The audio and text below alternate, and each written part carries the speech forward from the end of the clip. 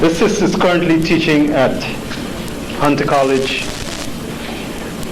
in the history department, Black Studies, Black and Puerto Rican Studies. She has been a teacher in the true sense of the word. A teacher is someone who, by their very nature, affects eternity. And anyone coming out of her class comes out transformed. And as you can see, when you leave here this afternoon, you'll have that same experience. The sister has been working in the community, aside from her teaching, over 10 years. And her commitment and sacrifice is almost to the point where we can never thank her enough for it. So this is an opportunity that I think we should take to really welcome her for her sacrifice, her commitment, and all the things she has done. But before we bring her up here, I'd like to introduce her daughter. Where's Jifa? Jifa? Jifa, would you kindly stand, please? Come forward, we can't see you. You should have been doing this, you know that. Come here. Come here, sis. Come on, she's shy. You can believe that. Come here, Jifa. This is her daughter, beautiful young African sister, strong and powerful. You don't want to Okay, Jifa. Sisters and brothers, let's welcome our sister, Donna Marimba Richards.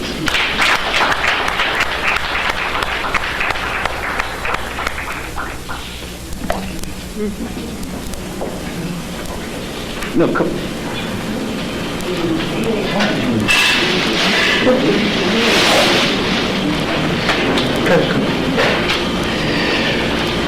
On behalf of all of us, we would like to make this presentation to the sister for all the things she's done for us over the years.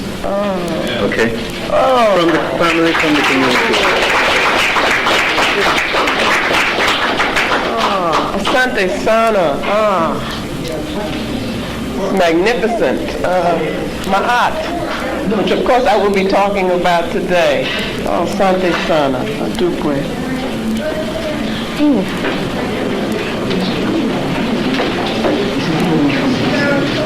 Proteb,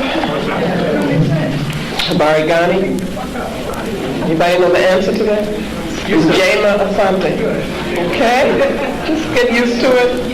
It becomes fun. Lafia. I'm very glad to be here, and I'm always glad to be here. But before we actually get started, let us stand for one moment, please.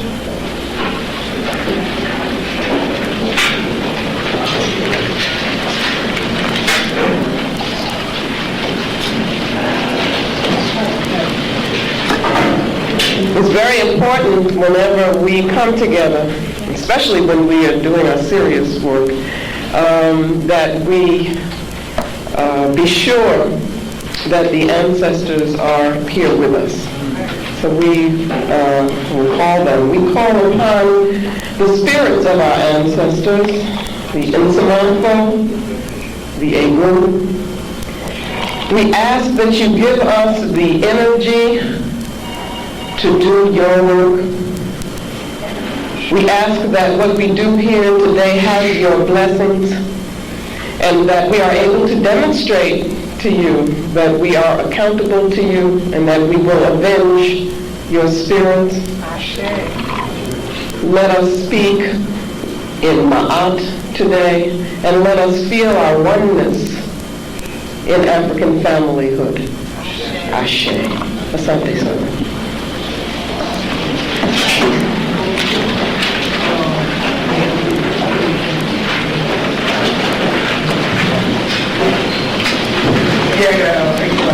I didn't think I was going to be able to get warm, but I do feel warm now.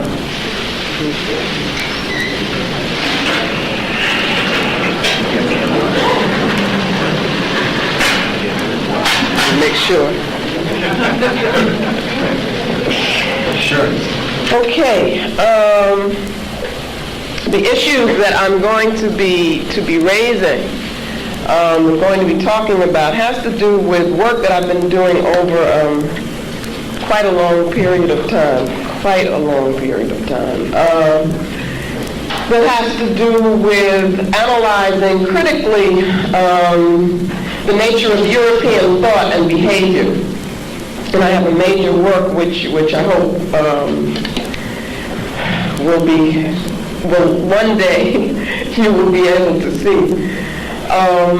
It, to me, is very important that we do understand the nature of European culture, because if we don't, then what happens is we don't realize when we are taking on values, behaviors, thought habits or mental habits that indeed come from, not only come from Europe, that's not the point, but which act in the service of European power and which are actually anti-African. So we must identify those so that then we can be cleansed of them. And of course, I am going to spend some time talking about African conceptions and the African worldview, so that we can use these conceptions for the purposes of reconstruction. Let me just say that Brother Inouye said that I had been working in the community for 10 years. He was referring to a particular project, an organization. I've been working in the community much, much longer than that.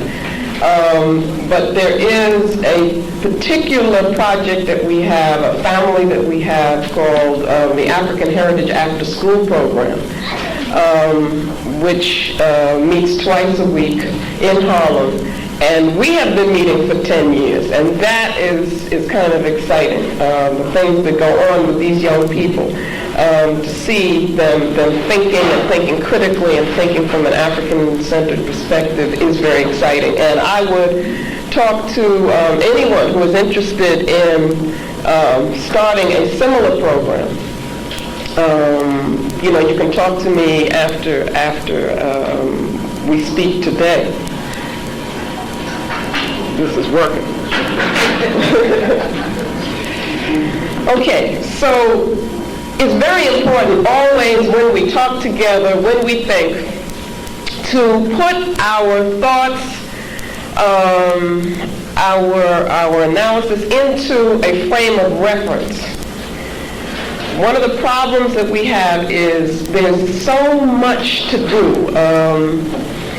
The brother who is in danger of losing his life, of actually being assassinated in Philadelphia, we have to support him. We have to support our children every day who are under threat. We live in constant threat, so what happens is that it takes away sometimes from our ability to conceptualize what it is that we see ourselves as doing. It takes away from our ability to have a plan that goes beyond next week or 2 months. We need to be thinking about where we expect to be in 5 years. We need to be thinking about a 10-year plan, and any plan has to be put into a frame of reference. What is it that we expect to see eventually? And I want to share with you just a couple of quotes from 2 brothers who I believe are doing very important work at this point of giving us clarity as to what are our objectives as Pan-Africanists, African nationalists. The first one is Nation Building, is the book by Ajay Akoto, who has been involved in African institution building for over 20 years, has a school in D.C., that is, a group of them have a school that has been in existence for 20 years, an African independent school, which we don't have.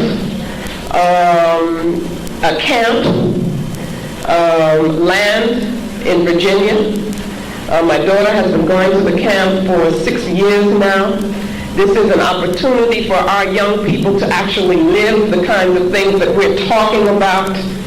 So institution building is extremely important, and they do that within the framework of what is called nation building. And I want to read to you from this book, which everybody should get, every African person. I always talk about 2,000 Seasons. Absolutely, you need to read that. The Healers by Ayikwe Armah. But also now, I would add 2 more books, and one is Nation Building by Ajay Akoto. Let me read this. Nation building is the conscious and focused application of our people's collective resources, energies, and knowledge to the task of liberating and developing the psychic and physical space that we identify as ours. It involves the development of behaviors, values, language, institutions, and physical structures that elucidate our history and culture, concretize and protect the present, and ensure the future identity and independence of the nation. When he uses the term nation, he is referring to the African world nation. You have a building fund. You are participating in the method or the strategy of African institution building. That's what's being done, and that's what we have to do more of. The other book that everyone must read is The African Personality in America by Kobe Cambone, who came here and spoke last spring, I believe. And I just want to read one of his definitions for you and understand what I'm doing. There is a need for us to have clarity. When we talk about culture, we're not just, culture is political. Culture is ideological. And that's what we have to understand, and I believe that these brothers are helping us to do that.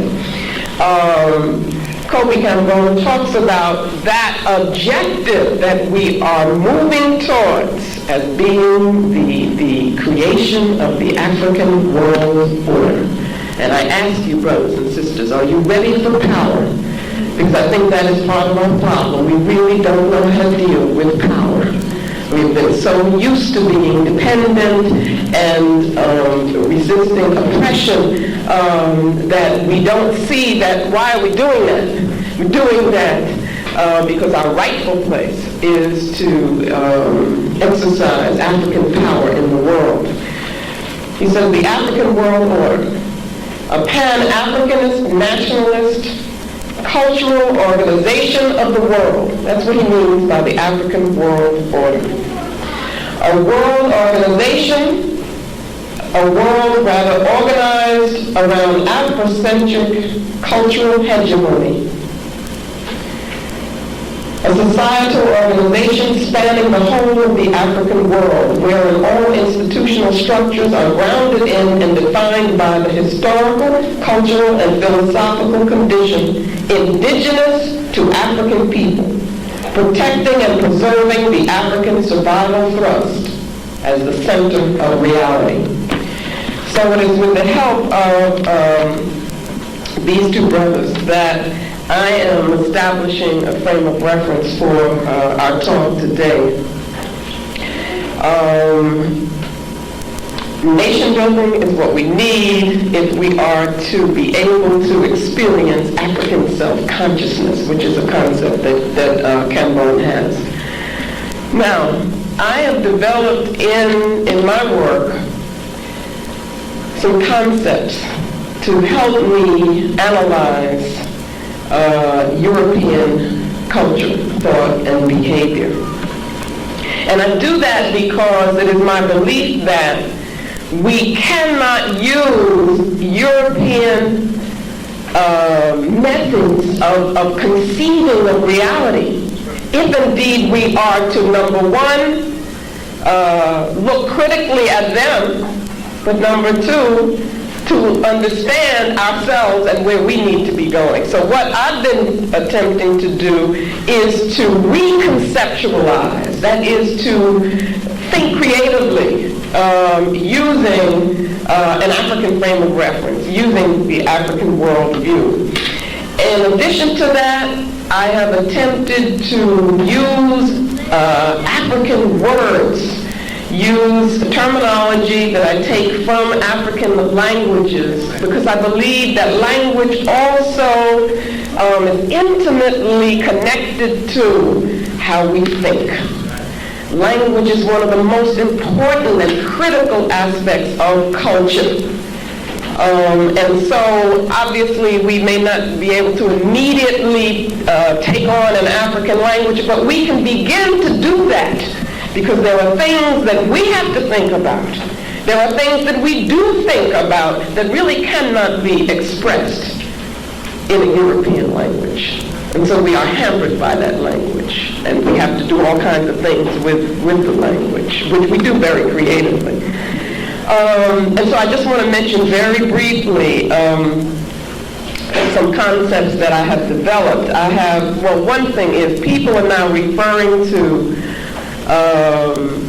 the period in which we were kidnapped, raped, taken from the homeland, and then placed into a slave order here in this part of the world.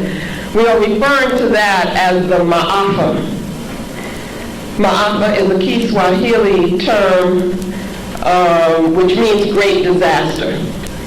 And I just got to the point, I didn't want to be talking about the African Holocaust, as if we're, referring, there's another Holocaust, and then this is ours, and so forth. And I just wanted to get us used to using some African terms. So in Let the Circle Be Unbroken, which is a small book that I do not have with me today, I introduced the term the Maafa. So if you hear it, that's what it's referring to. And it's very easy, and we can all do that. We can do it with our children. We can get used to it, okay? Now, M-A-A-F-A. Very simple, Maafa. Another term, asili. I use this as a concept to refer to the germinating seed of culture, of any particular culture. Asili means seed in Kiswahili. It also means origin.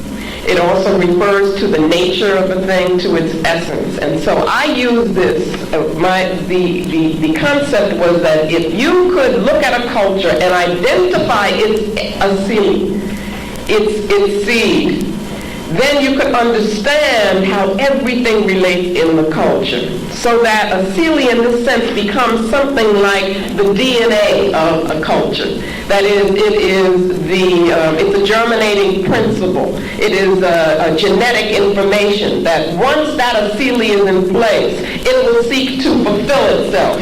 And everything that the people within the culture create will be in the fulfillment, towards the fulfillment of that asili. Okay? A-S-I-L-I, asili. And I want to show you how it works. I got the opportunity in our session with the youth on Friday to use it with them to show them how they could analyze European behavior. We looked at the New York Times, and there was on the front page the reporting of Bush sending 28,000 troops into Somalia, right? So I said to them, after explaining the concept, we've had a lot of discussion, so they're prepared for this. Why is he doing this? Okay, I said, now suppose he says, we're doing this because we want to help African people, right? So how do you use the concept of asili to help you know why he is doing that? Well, in my analysis of European culture, I've come to the conclusion that the European asili is based around the pursuit of European power. And what that means is that every single thing that Europeans do is about the achievement of European power, which of course implies the domination of African people and other quote-unquote non-European people, okay, or other majority peoples.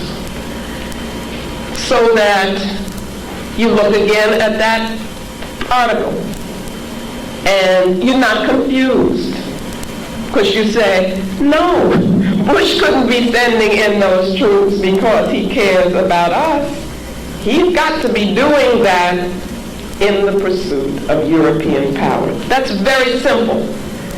But that's what we need. We need something to clarify everything for us, because we get confused. We get the good white people, you see, coming at us and we say, oh, well, that's different. Doesn't fit. But if we use the concept of a ceiling, we will understand that whatever it is that they are doing, whatever terms they use, however they come at you, you need to be thinking about what? How is this going to facilitate their power and help them to dominate me? Okay, so that's how I have used the concept so that I can then look at various aspects of the culture and show how it all fits. And when I say that, I mean you can explain how their concepts of beauty fit into that. You can explain how their religion, you see, fits into the pursuit of European power. Those are the kinds of things that confuse us. And what I do, because I think it's the most important, you can explain how, or you can see how, academic institutions also exist so that Europeans can control our minds. Do you see? Because very often, usually, we want to keep that separate and say, no, that's not about ideology. But it is. Believe me, it is. And that's what I'm trying to show. So that what happens to us is that when we think that we are learning, and we are in these institutions, we are actually kind of taking on European assumptions and presuppositions about the nature of reality. And those are very different from African assumptions and presuppositions about the nature of reality. Presupposition, we only mean that's what happens even before you begin to argue about something. You've got that in place already. We're not aware of what it is that we're picking up from these European conceptions that actually goes against the African spirit. And that's what happens to us in these academic institutions. The academic institutions have been, along with the missionaries and the religion, has been one of the strongest weapons in terms of the destruction, or I should say the colonization of the African mind, okay? And I'm about the work of decolonizing our minds. So, in order to cleanse ourselves, then we've got to know first what it is that we are cleansing ourselves of. We've got to first recognize it. So what I want to do now is to, as quickly as I can, go through some of the more salient aspects of European thought, European conception of reality. And what I'd like to happen is that as I'm speaking, you begin to think, well, is there another way to conceive of reality? Okay, because that's what I'm going to be talking about finally, is how do we as African people really relate to the universe. And it's a very different way. To begin with, let's just start. For the European mind, it is very important to make separations between things. A separation, for instance, between spirit and matter, between the mind and the body, between reason and emotion. For the European mind, actually there is no spiritual existence, and let me explain why. You have spirit and you have matter. First, they make these separations. They make them into what I call dichotomies. Those are splits. So you get oppositional pairs between these two things. Now, once they make the split, let's take the one between spirit and matter, then one becomes real for them and the other is unreal. Or one becomes good and the other is bad. One becomes superior and the other is inferior. That is how the European mind works. Why does it work that way? Because it is preparing the world for European power.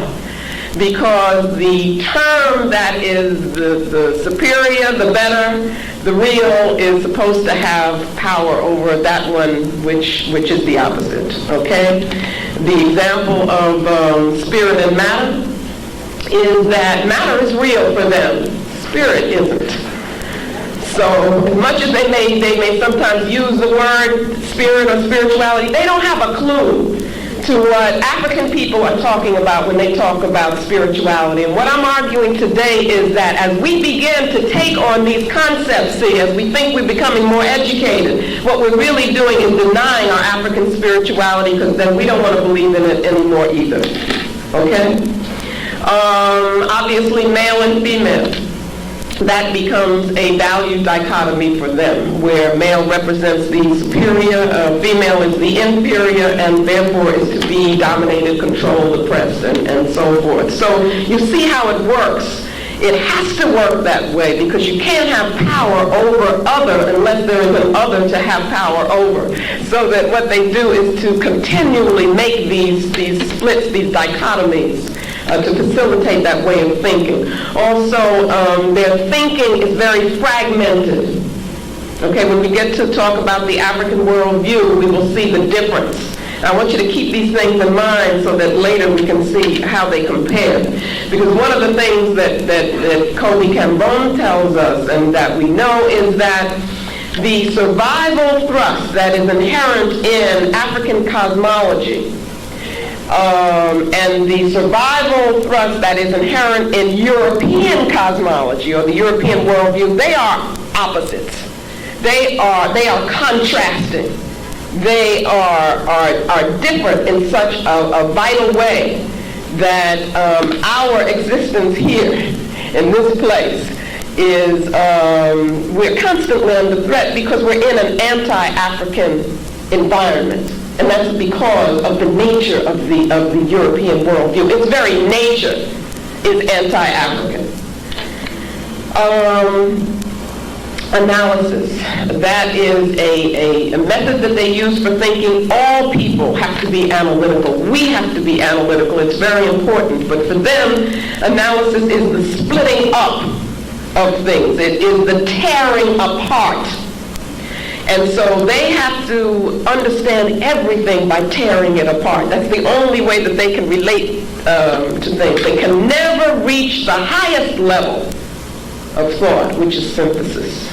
It is when you're able to bring things together as a whole. And that's our legacy. Our ancestral legacy as African people is understanding the whole and how each part relates to it, so that the European mind cannot integrate well. It cannot synthesize. Now, another reason for that is that the way the universe works and that our ancestors understand is that it is rhythm.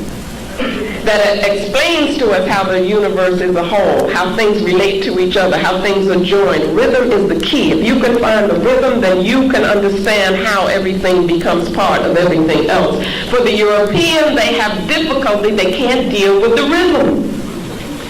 So what do? They have to break the rhythm. They have to slow everything down, and that's what they're doing in their form of analysis. Again, if we use their methods, then we're only working with 1/4 of our minds or of our being. We're not using that pineal gland, right? We're not using that spirituality, which really gives you an understanding of cosmic reality and universal reality. Also, what happens from this is that the European needs to separate himself from the universe. Now, I think partly we can talk about this at another time, but it may be partly because they are actually, in their very being, represent something which is not a part of the natural universe. That is, and so they experience themselves, you see, as being separate from it. But that isolation, that separation between self and other, results in what we call the ego. The ego, which becomes hardened, becomes defensive, which leads to the concept of individualism. You see, you think of yourself as just being separate, and you're separate from other selves. And in being separate from other selves, you got to compete with them. You got to fight with them. And that's what they're all about. Okay, but some of the other implications of that are, for them, a chronic loneliness, an alienation from nature, an alienation from the universe. This is not something that Africans suffered from, you see, when we are in our civilizations. We have to understand that. The concept of objectification. What that says is that in order to know anything, you must separate yourself from it. Now that's what the Greeks talked about, maybe 2,000, whatever years ago. And that has been a consistent assumption in European thought ever since. That is that the universe can be objectified, nature can be objectified, another person can be objectified, and must be if I am to have knowledge of it. Now what I want to show you is how that relates to behavior. Because if you believe that something is an object, then you can do anything to it. You can kill your children, because you're not really joined to them, you see, spiritually. Nature you can destroy, because nature is an object. So we have to understand that how the conceptualization of reality relates to behavior and encourages a particular kind of behavior. And we've seen that behavior. So in this process also, nature becomes desacralized. It is no longer sacred. The human self, of course, is not spirit. It is despiritualized. It is disconnected. The primary reality, or the highest form of truth for them, is what they call a fact. Now you got to think about that. What is a fact? And we say, well, just give me the facts. The idea of a fact is something which is totally divorced from context. What is context? Context is how we get meaning. If you want to know the meaning of a word or the connotation of a word, you look at a sentence. You see how it's used in a sentence. You do the same thing. You take a sentence and you put it into a paragraph. You're giving it context. Take Africans out of their context and we don't know what's going on. You see? And that's how we're existing. For them, knowledge should not have any meaning. And so they talk about facts as being the highest level of knowledge. That could never be the highest level of knowledge for African people. For us, knowledge has to have meaning. Truth, that is, has to have meaning. The only reality for them is matter. So they exist in a materialized universe which is profane, so that money becomes the symbol of value. It is the symbol of value of things, objects. The concept of time that comes with this European conceptual framework is lineal. It is only lineal. That's all it can be. It is limited in that sense, and it moves along one line. It's unilineal. For us, when we think in terms of lineal time, we're only thinking on a secular level. That's only profane. For us, sacred time is non-lineal time. The Europeans cannot get to that level. So for them, to speak of the past, the present, and the future is to speak of three different things which cannot connect. For us, we live with our ancestors because they're not in the past. You see, they're in a time where we all are together. We can know the future because the future is part of what we are. So we go to our priests and we had readings. That's what we're talking about because we're existing on a sacred level at that time. We still exist in lineal time. You plan for tomorrow when you get up and you go to work and so forth, but that's not all there is. There has to be more. There has to be another level. For the European, there's only that level. That's what we have to understand. It is very limited. What happens also with this, well, of course, for them, there's no ancestral presence. They don't believe in the ancestral presence. As much as they may talk about Columbus or Washington or so forth, they only see that as kind of validating who they are and forcing that into our consciousness. But when we talk about our ancestors, we're talking about a presence that helps to form who we are and helps to form our consciousness.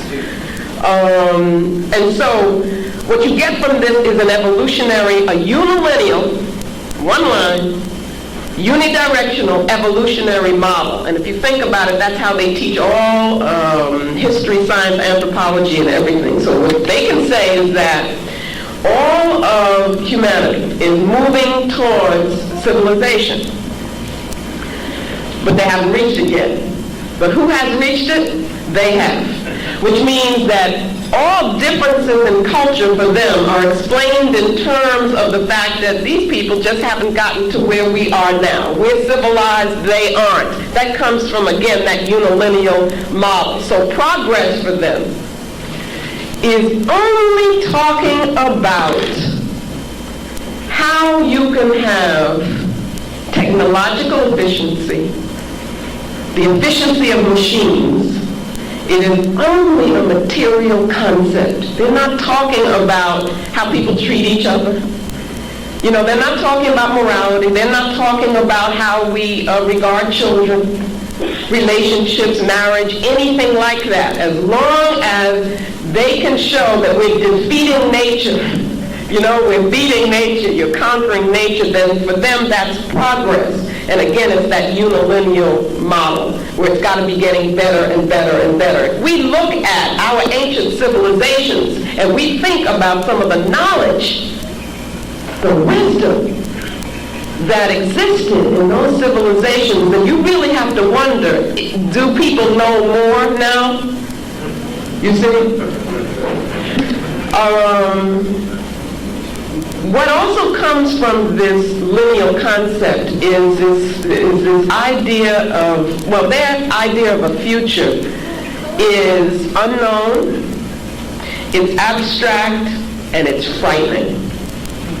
And so what they try to do is to predict it as much as possible, and that's what science is about for them, is how they can gain control, you see, of a future that they really don't understand. Because they don't understand time. They don't understand human existence. That's the purpose of European science, is to try to gain a sense of security in a universe that they are not secure in, because they're not at home, you see, with the world. You hear them talking about writing all the time, and writing being the hallmark of civilization. Why do they put so much emphasis on what I call the written or literal modality? That's because, again, they're thinking simplistically. The sense in which they use writing, very different from how our ancestors used writing, which has to do, again, with more than just a profane level. It has to do with symbolism. For them, there's no symbolism in the literal mode. It is simplistic, it is surface, it is superficial, and it is one-dimensional. And it is used, again, to give the illusion of European power. Because then all the books that they have, and they talk about their written law and so forth and so on. But what that's really doing is only, what you can get through their books is only the outer, what we call the exoteric, ex meaning out, okay? And which for us as African people is the least important. The most important is what? The inner. You see, the esoteric. And that you can't get in the way that Europeans use writing. You can get it from our ancient forms of writing and some of the forms of writing that we need to study that exist right now in African cultures. And that are these some symbolic systems that are throughout the continent, like Adinkra, for instance. That's just, I'm giving you one that you may know of, the Adinkra among the Akan people that we find mostly in Ghana. You see the symbols. It's on something. Okay. I knew it had to be somewhere. That's called Jinyame, which represents the omnipotence of the creative principle. Now think about how complex that kind of concept is, you see? I'm just telling you one. You have the whole system of gold weights, which is so much more than material objects. They represent ideas and thoughts and feelings and the essence of things. So I would suggest to anybody who's interested in studying African culture and African thought that you look at these various symbolic systems, which you find in South Africa, East Africa, all over the continent. It is this that the European does not have. You see, and you see how they can take something which is really lacking. They're lacking in things. It's a limitation, and then make it what is the essence, they say, of being civilized. Okay, and really it is what I call reductionist. Their thought is reductionist, and by that I mean it reduces everything to its most superficial level, so that their understanding can't go beyond that level. You see, if you're using these kinds of concepts, so it can never get to the level that we need, because as Africans we need spirit, we need meaning. Their logic, which you've been taught to just revere in your high school and in your college career and so forth, is what we call Aristotelian logic, is very simplistic. It is either or logic based on a law of contradiction. Something is either this or it's that. That is not how reality is.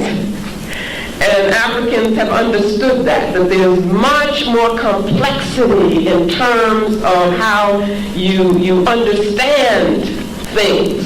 But again, the European needed to make it very simple, you see, because that's how he could understand. But then he's going to tell us, as we talk, that we're not being logical, you see, using his concept of logic. Okay, again, the concept of progress is anti-nature. It is really concerned with the obliteration of nature. That's what they really are attempting to do. And obviously, the laws, the universal laws are saying, you mess with me, and you pay a price. And they still don't really understand that. And all this talk that you hear about ecology and so forth is so surface. You know, it doesn't get to the depth of understanding nature. So that relationships for them have always got to be exploitative. always got to be about power or control. So that's the way you relate in human relationships, that's the way you relate to nature, that's the way you relate to your children, and they relate to you, and so on. Okay? Obviously, from this way of conceiving of reality, what comes is an individualistic ethic, an individualistic sense of self. All of this is very non-African. Competition, and it is all based on the will to power. Now, having said that, and that's just a piece or a tip of the iceberg. I haven't gone into depth in terms of European conceptions. But I wanted to just give us an idea of what we're dealing with, because I really want to focus on us. And I want to focus on the way in which I want to show us how these very concepts have begun to influence how we behave and how we relate to each other, and how we don't relate to the African inner self. Because we are not going to be in a position to build an African nation, to reconstruct and to build an African world order, unless we cleanse ourselves of these anti-African conceptual modalities and beliefs and behaviors. So that I'm saying that we've become, how should I put it, almost contaminated in a sense by them. We have to look at that almost like it's a disease, and so you need healing. And healing can be painful, but you have to do it in order to be able to take the next step. And we've got to recognize that first, you can't be healed if you're pretending you're not sick. Right. And you know, we have to be, given our history here in this part of the world, being taken from the motherland. Let's look at some of the things that happens among us. For one thing, in our organizations, we tend to accept, and really I should also talk about our conferences. I want to talk about that too. But we tend to accept that there's only one way to organize, and that is to have a hierarchical structure where you have separation from people, and there are people at the top, and it's difficult to get information throughout the organization, and there's a lack of participation of people and so forth.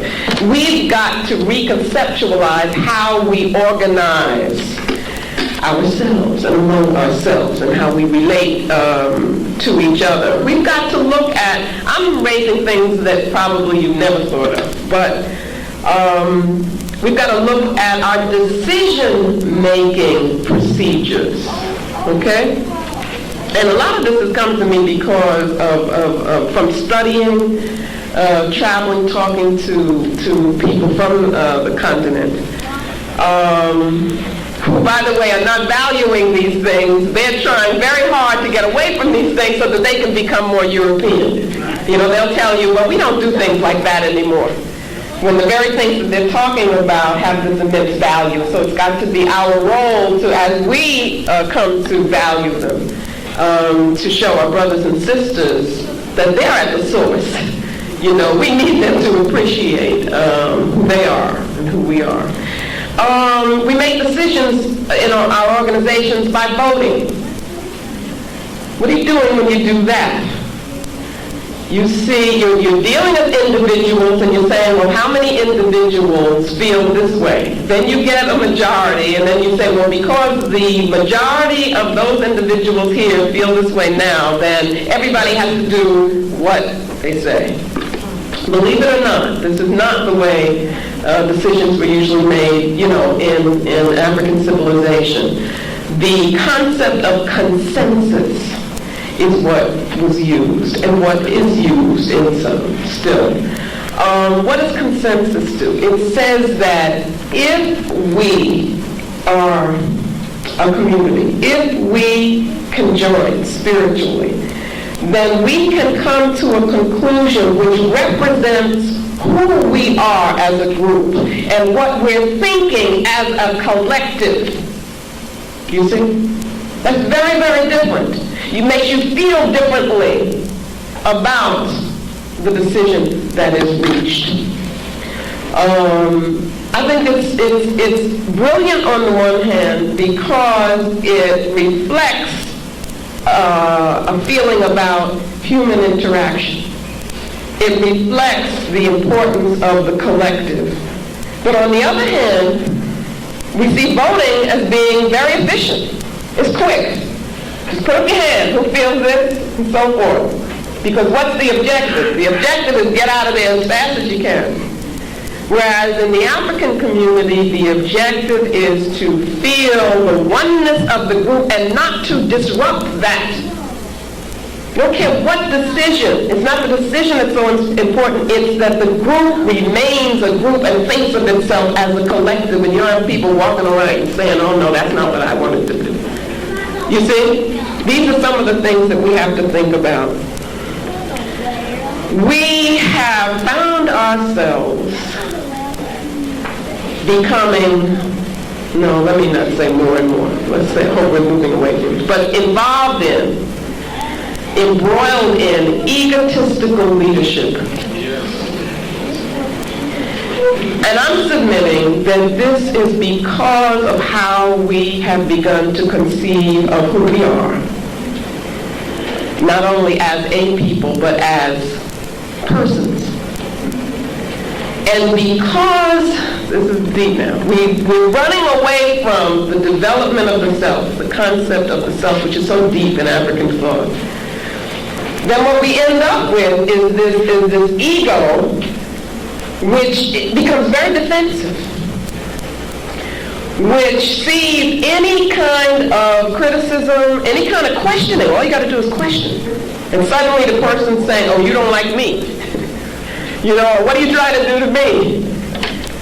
And then the other one is saying something else and so forth. And so what you get is this clash of egos. Okay, or you get, instead of movements which represent the spirit of the people, you get actions which are really just about what a particular ego needs at that particular time to feed on itself. We have to look at that. We have to look at our political behavior now. We have to look at our organizing, our movements, and so forth, and see what's really happening. I want you to use some of these things afterwards and see if you can't see what I'm seeing in another way. The concept of the ego is not an African concept. Okay, it comes out of a very bankrupt, very sick, patriarchal theory of human psychological development comes from Freud. And people all around Freud, before Freud, very, very sick. But we accept that, and we become embroiled in it, as I said. Okay, where our goal is no longer what is it that the collective needs. And I'm here working for the collective is rather how popular can I look? You know, what's my image? How can I get a large audience to praise me? How can I use the media?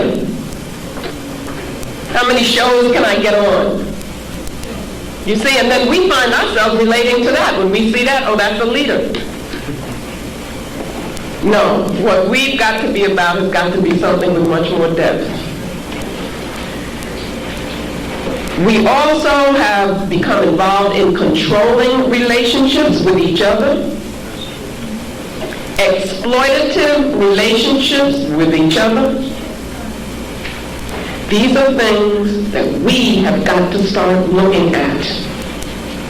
Because we're not talking about taking power and then being or trying to be European. That would be crazy. We're talking about returning to our centers, which is African. We have become very patriarchal. which is totally non-African. I can't tell you how non-African that is. I mean, I don't even think, and Diop in his studies hit on something which is so deep, so fundamental, and so little understood. I don't even think he understood it. I really don't. But he touched on it, so we should take it from there and then really study it and understand it. And that's when he talked about the matriarchal nature of the Southern cradle or of African civilization as opposed to the patriarchal nature of Europe. But that what he called matriarchal, which we could call matrifocal, mother-centered, that's a very, very deep spiritual concept. It goes beyond just talking about women and men. It's very deep, and that's what we need to come back to. But at any rate, I'm saying that now we have accepted a patriarchal model, and because our people in general are not developing themselves, their inner selves as they should, you get insecurity on the part of our men, who then must express that in terms of a need to dominate women. That's not an African model, because in the African model, there is neither domination of one or the other. We can't function that way. Aikwe Armand talks about that. The European feminist movement is about women dominating. You see what I'm saying? Or becoming men, or whatever. It doesn't speak to anything that we need to be talking about, because they have to see things as I dominate you or you dominate me. Whereas for us it doesn't work that way, and we'll see what happens when we come to the African worldview. We have become very materialistic. Very materialistic. Where our goals are all in terms of our material goals, where we're measuring success in terms of material possessions. Even the ideologies that we look to, that we think are revolutionary, hear what I'm saying? Are very materialistic. They're not dealing with spirit. We need an African revolutionary ideology. Do you understand? So that the worth of the person we're now looking at in terms of what they wear and the things they have and how far they have moved up, you know, in this whole system, this goes against the African self. So we're living constantly in contradiction with ourselves. We have done that so much so that there is now among us a devaluation of spiritual life. And by that I mean that we don't see it as being important. Whereas in the African context, it was the most important thing. It was the basis for everything. It doesn't mean that we weren't practical. Doesn't mean that we didn't plan, that we didn't build, but we did that all for a reason, and the reason was a spiritual reason. And so now what we have done is to, in taking that spirituality out of our lives, we end up with a lack of belief. Can't have African people with a lack of belief. Spirit has no place, or the spiritual has no place in our organizations. Think about it. See, I'm talking now about those of us who consider ourselves to be conscious. You see, I'm talking about myself, you, and everybody here. I'm not just here to say, oh, we're doing the right thing and they're doing the wrong thing. I'm saying that there are things that we need to look at that we're not looking at, okay? And that's not always the popular thing to do, but I think it's the important thing to do. We are witnessing violence among ourselves, between ourselves, to a degree that is just almost unimaginable.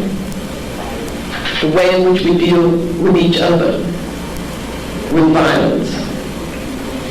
Now we know that a lot of that comes from a lack of political consciousness.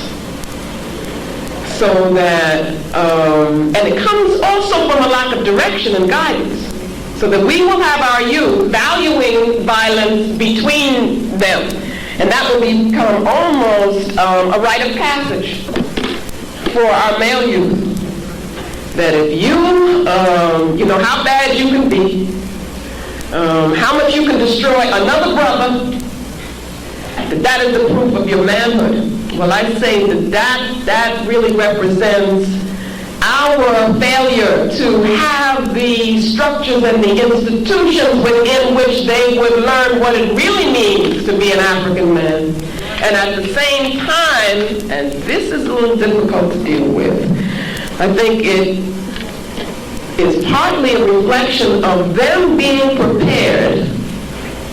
How many people know what I would say Ogun is? What's Ogun? Anybody know? Iron and what else? War. And I believe that Ogun's spirit is here and is in our youth, and that we are unprepared to deal with that. We're unprepared because we're still afraid. And so what we do is we tell our youth, no, that's not the way. And what they do is turn that in on themselves. And so they are very violent towards each other. But there is a place for violence. It's got to be organized. You see, you have to understand what it is that you're all about. We are the ones who are supposed to do that, to understand, to analyze, to have a plan, to have a goal. We're afraid of it. And we're afraid of power. You see. Partly the violence is because of our being separated from each other, being afraid to connect with each other. Again, this is not the African way. This is the European way. It's partly because we no longer feel each other's pain. You see? If you can treat someone like an object, then you can do anything to them. We don't realize that in inflicting pain on a brother or a sister, that we are inflicting pain on ourselves. These are the kinds of things that come with a conception of reality that is anti-African, that is European. And that is what we must cleanse ourselves of. We are not relating to our ancestors as we should. In the African conception, the ancestral being is a part of our being. You hear the youth talking about it in some of the songs now. You see, you got to listen to some of them. And Arrested Development would be one of those groups. Right? Here, listen to some of the concepts that they're talking about. But we tend to no longer relate to the ancestral part of ourselves, to our ancestors. We don't understand the cycle of death and rebirth anymore. So we don't deal properly with death. It is very important that when an African person makes the transition from physical existence, that we perform ritual. The funeral ritual is extremely important. Because we don't believe in the ancestors anymore, we don't believe that there's a continued existence on a spiritual level, then we don't really pay that much attention. You know, we go through the motions, but we don't really believe. If you understand African conceptions, if you understand African conceptions of personal development, of spiritual development and responsibility to the group and so forth, then you have to think, what does it mean if so many of our youth are being killed, assassinated? That is, before they have had an opportunity to go through what is for an African the natural life cycle, to fulfill yourself through marriage and having children, and then becoming an elder. They're cut off at an early point in that development. What happens to them spiritually when they die? Think about it. That's right. So that there are rituals which we must perform for all of those spirits which are not at rest, which are not fixed, you see, so that they can be positive spiritual forces for us, as opposed to continually causing violence between us, the confusion, and so forth. Now, these are concepts which, if you do not have belief in spirit, they won't sound like anything to you. Sound kind of crazy. But all African people have always believed in the continuity of spirit and in the cycle of death and rebirth. And so, because we're not doing anything doesn't mean that it isn't still a reality. It only means that we are suffering the consequences and we don't even realize why. So that these spirits are, in a sense, interfering with the harmony, you see, of the whole. And then we have these various non-African religions into which we place ourselves, which deny, again, the reality of our ancestors. They deny African spiritual belief, and they demean African culture. Do you understand? We go into these religions, I believe, partly, and I don't know if this has been put to you before,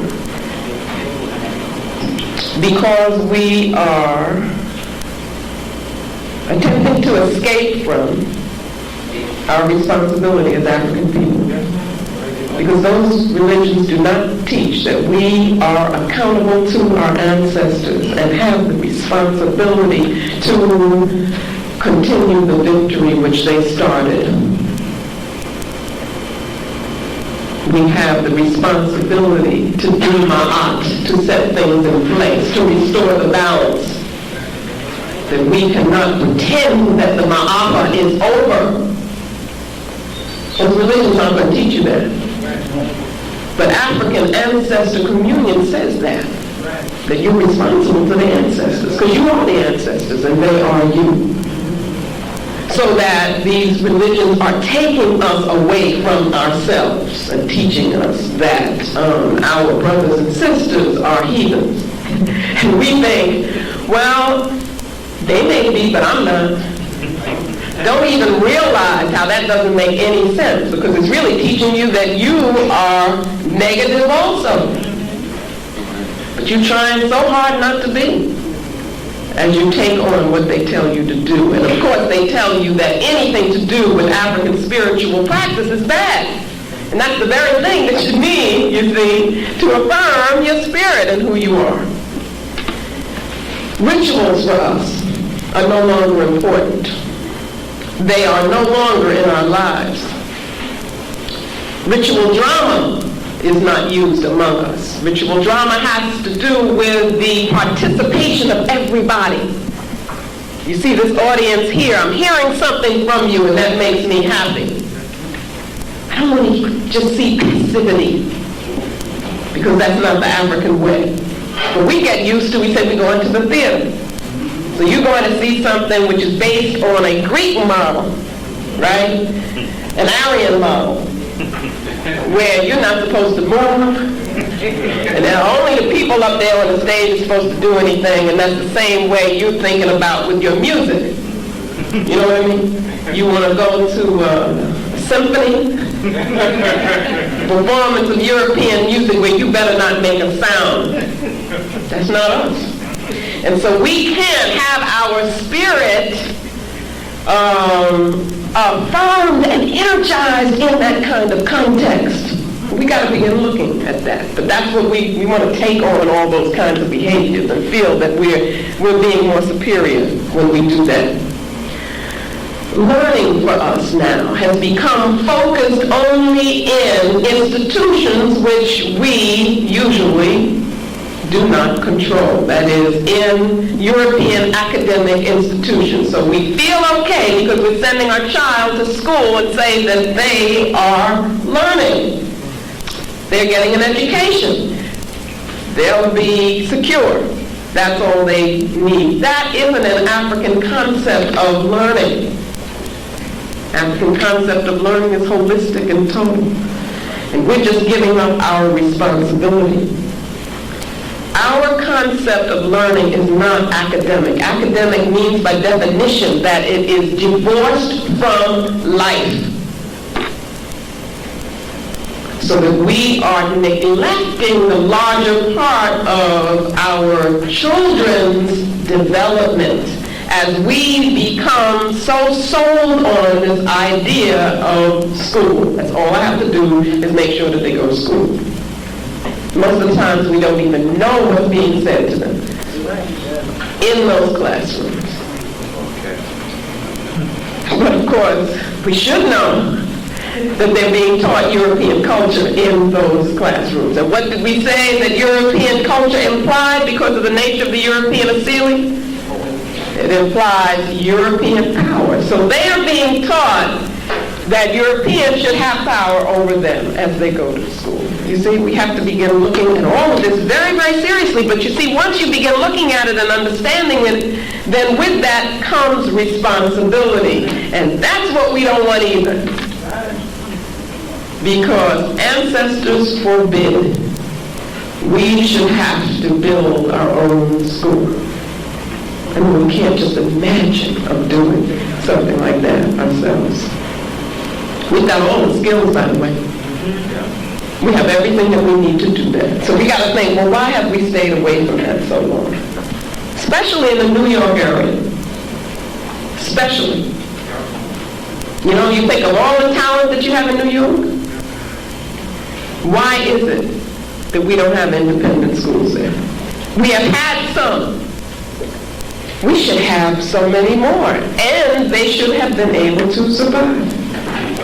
You see what I mean? We should have more now, not less. Think about it. I think it has to do with the mentality. Okay?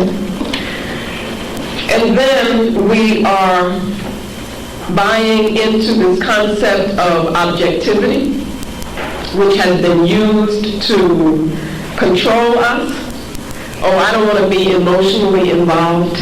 I'm being objective. How in the world can you be objective and be a human being and be an African and live in a culture? How can you be objective? What does that mean? You know, a machine is objective. Maybe. See what I'm saying? Or depending on if it's a computer that has been programmed by somebody who had a particular perspective on life, they had to be, because that's what it means to be human. So we can't buy into that. But we are, to our detriment. We are buying into individualism. Even our concept of family now has become 2 or 3 people. That's right, and we say, okay, I'm doing this for my family. But that is nothing in terms of the African collective. We are separate from each other. We are separate from spirit, and we have an ideology of go for self. Let me make it myself. And that's what our youth are learning, and that's the most detrimental thing to an African consciousness. It is individualistic ideology. And we have to look at how much we have accepted that. What that also means is that we have a lack of sense of accountability. You see, we can't blame our children for doing what comes right out of what we're doing. Who are we accountable to? Remember those egotistical leaders I talked about before? You know what our problem is? Who are they accountable to? Nobody. So they decide to do this one day, that the next day, and we just run along and do whatever they say. But you got to think, what is the plan? You know, tell me your plan. And I don't mean for 5 months. I mean, what's your plan? What's your plan for 5 years? What's your life plan? What is your vision of the African victory? That's what you have to ask people. And then you can say to them, well, how does this fit into the plan? Not just what you happen to feel like doing on one particular day. And then take resources from the community to do that. This comes from us buying into the concept of individualism, into egoism, and not feeling that we're accountable to anybody. And then us not having the organizational structures and the institutions which could indeed hold someone accountable. Does not make sense to talk about getting an African person in office in this system here, and then you can't hold them accountable for their behavior. We do that all the time, and we're just happy because, you know, they're African, or they look African. Marriage for us is no longer child-oriented, and that is the purpose of marriage in Africa. Our lives are not committed to our children first. We don't have a priority on children. That's why we don't build schools, by the way, because we don't see these young minds as being the most important thing that we have. We marry for wrong reasons. That goes back to all those other things, materialism and so forth. We involve ourselves in relationships which are not for the nation, they're not for the community. You see, they're not for the collective. An African-centered relationship should benefit the community. Those are the kinds of things you have to ask yourself when you begin thinking about who you're relating to and so forth. These are hard questions. You see? Because what we're doing is we're getting standards which tell us how to behave. But we're used to living in this society which doesn't hold anybody accountable. It's the worst thing for an African person. Go for yourself. Whatever makes you happy.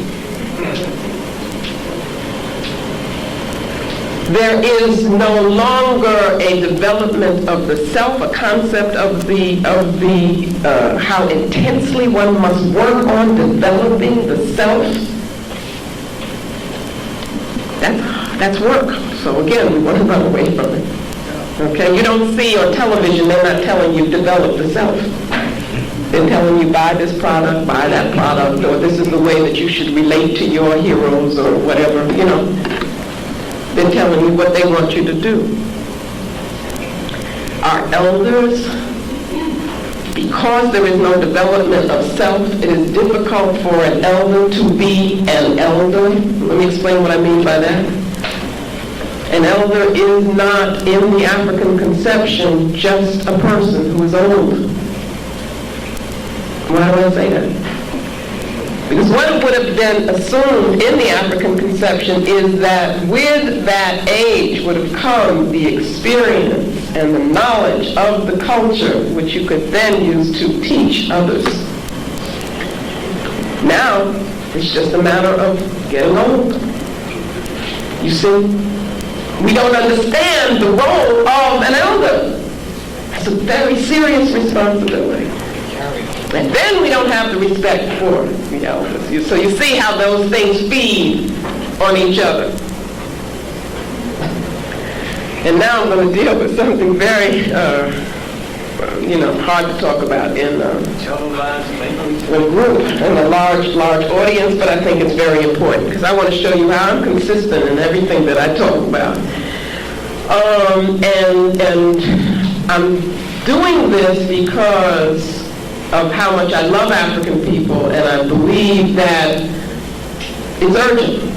Brother said earlier, it's urgent. This is urgent. The time is now. We no longer have a spiritual concept of sexuality. Yes, ma'am. Get on. We see people as sex objects, and therefore they're no longer human. It's not an African concept. Therefore, we engage in what I call profane sex. Let me tell you what I mean by that. There is no sacred concept of the interaction of human beings, so that, and I say this word sex is, to me, a European concept. It becomes a commodity. It can be a commodity. It can be bought and sold. We become promiscuous. We have no discretion. We involve ourselves in sexual behavior which expresses only narcissism. Okay? And I may be stepping on people's toes or whatever, but I believe that all of this is a part of nation building. It's got to be. I mean, in Africa, it certainly will. Accountability all of them. Yes, ma'am. In Africa, how you expressed your sexuality was seen as important as how you plowed the fields, as how you organized the warriors to defend the group. It's all, we are whole beings, okay? Narcissism is fixing on and seeing everything in terms of the physical pleasure, or what you think is the physical pleasure of the individual self. That's all it is. We live here in Babylon, in a society which is narcissistic. And I'm saying that we have taken that on. And that accounts for many of the sexual behaviors that people are involved in. Do you understand? And I'm going to show you a very, very different concept. That kind of idea of sex is anti-life, by the way. The African Asili is pro-life. I want you to keep that in mind. And you can only get that kind of concept by separating the physical, you see, from the spiritual, and then denying the spiritual. Everything becomes physical. Okay, I'm going to jump to another area, and that is our dependence on Western medicine. And by that I mean, I'm not saying, you don't go to the doctor and so forth and so on. I'm not saying that. I'm saying we have become totally dependent on a particular concept of, I don't want to call it healing because it ain't a concept of healing, right? I don't know what to call it, but in that concept is no idea of prevention. They cannot talk about prevention. They tell you it's prevention, but when you look at what they're talking about early detection. Is that prevention, I ask you? Did you ever think about that? Just finding this disease, in its early stages. That's not prevention. So if you ask them, well, how do I keep myself from getting that? They can't tell you. This was not the African concept of healing, and it comes about again because of the separation of mind and body, the spiritual and the material. And so what happens within the context of Western medicine is that the symptom is treated, even if it means causing something else, as long as you get rid of whatever that symptom is for that period of time. You haven't gotten to the source of it, it doesn't matter.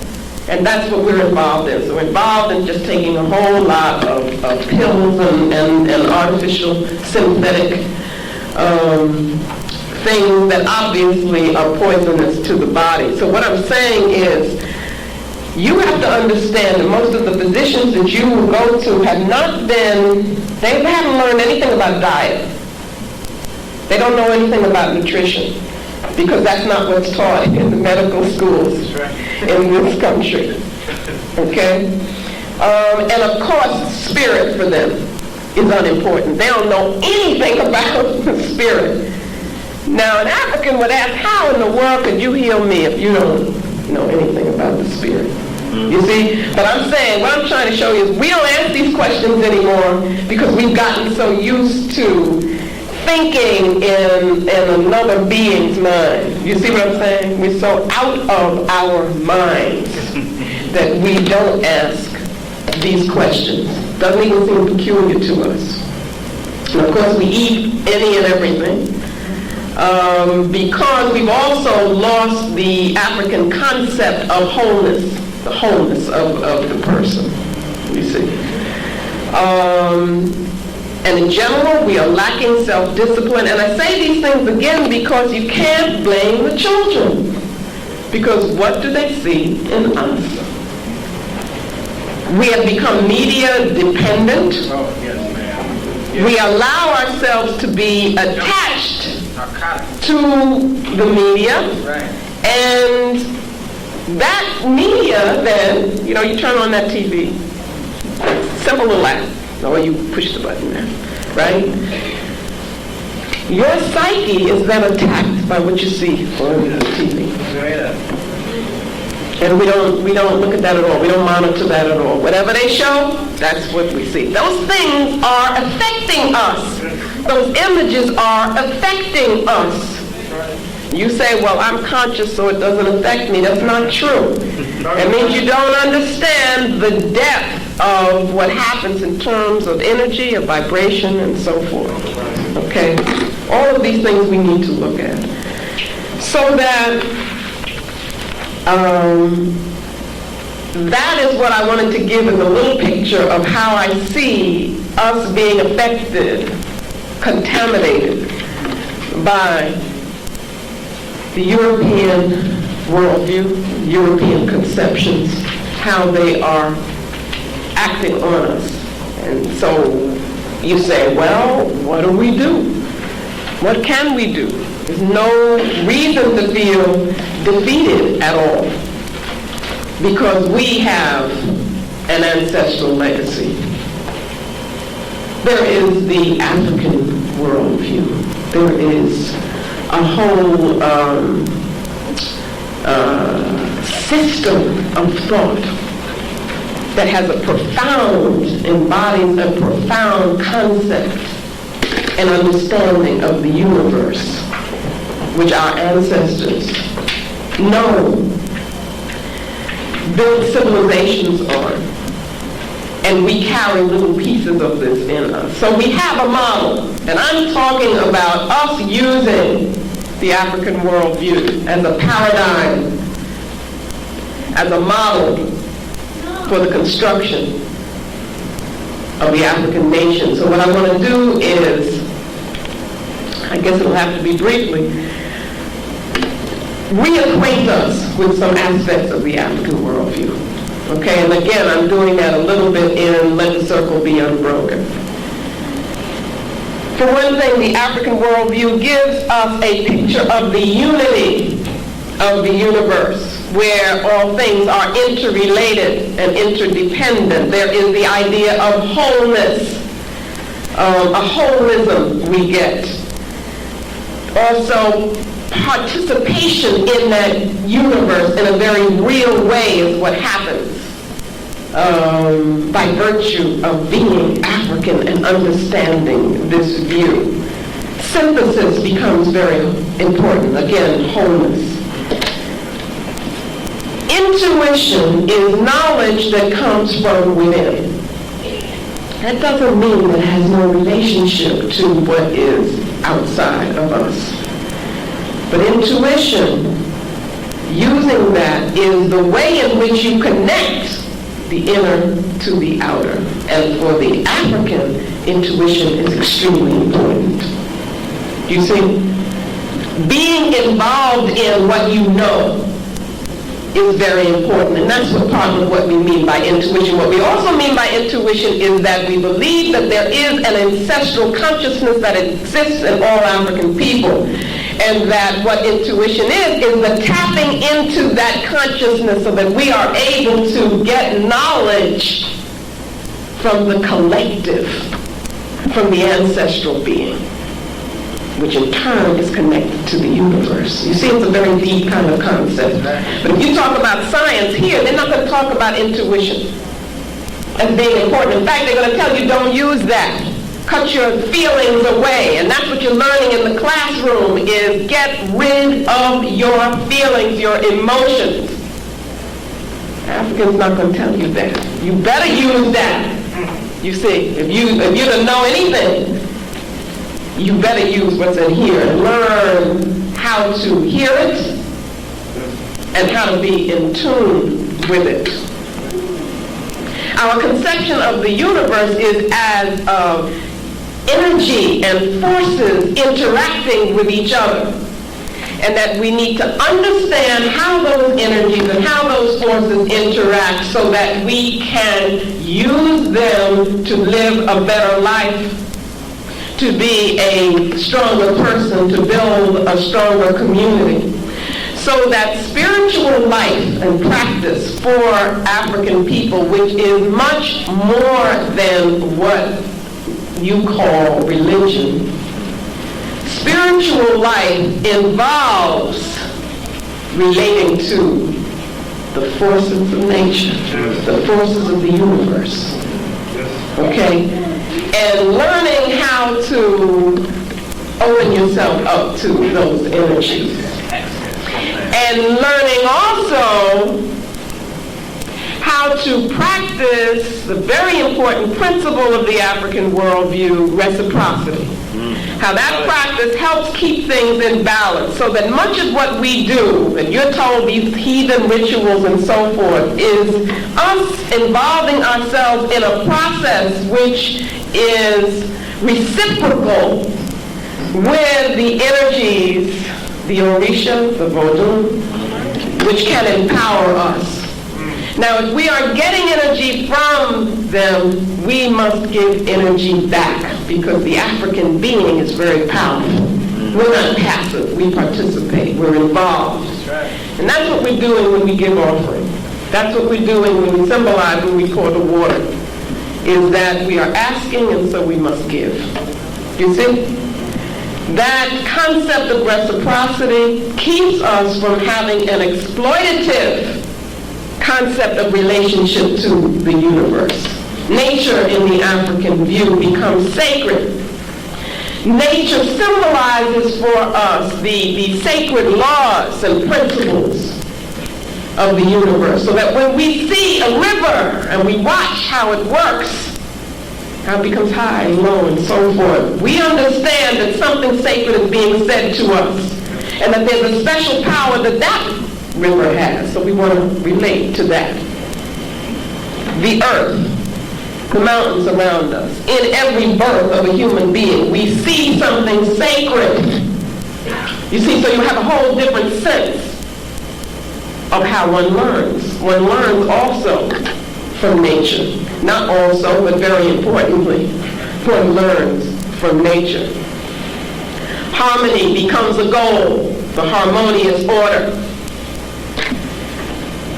We have a concept of the self which is much more expansive than the European concept. It is not a limited ego. Rather, it is a personal self as being expanded to the communal self, which then understands itself as part of the cosmic self. So, in me is the universe. That's what Africans understand. In you is the universe, so that as you come to know self, what are you learning? You're learning the nature of the universe. A Zulu saying says, Umuntu, Ungumuntu, Ungabantu. Anybody can translate that? Not yet. Not yet. Well, you will after today. A person is a person because there are people. I repeat it. Yeah, do it again because he just missed it on the tape. What? Umuntu. Is he ready? Excellent. Okay. Umuntu, Ungumuntu, Ungabantu. Bantu meaning people. Okay, which is a linguistic term. Yes, ma'am. It's not a racial term. A person is a person because there are people. You understand what that means?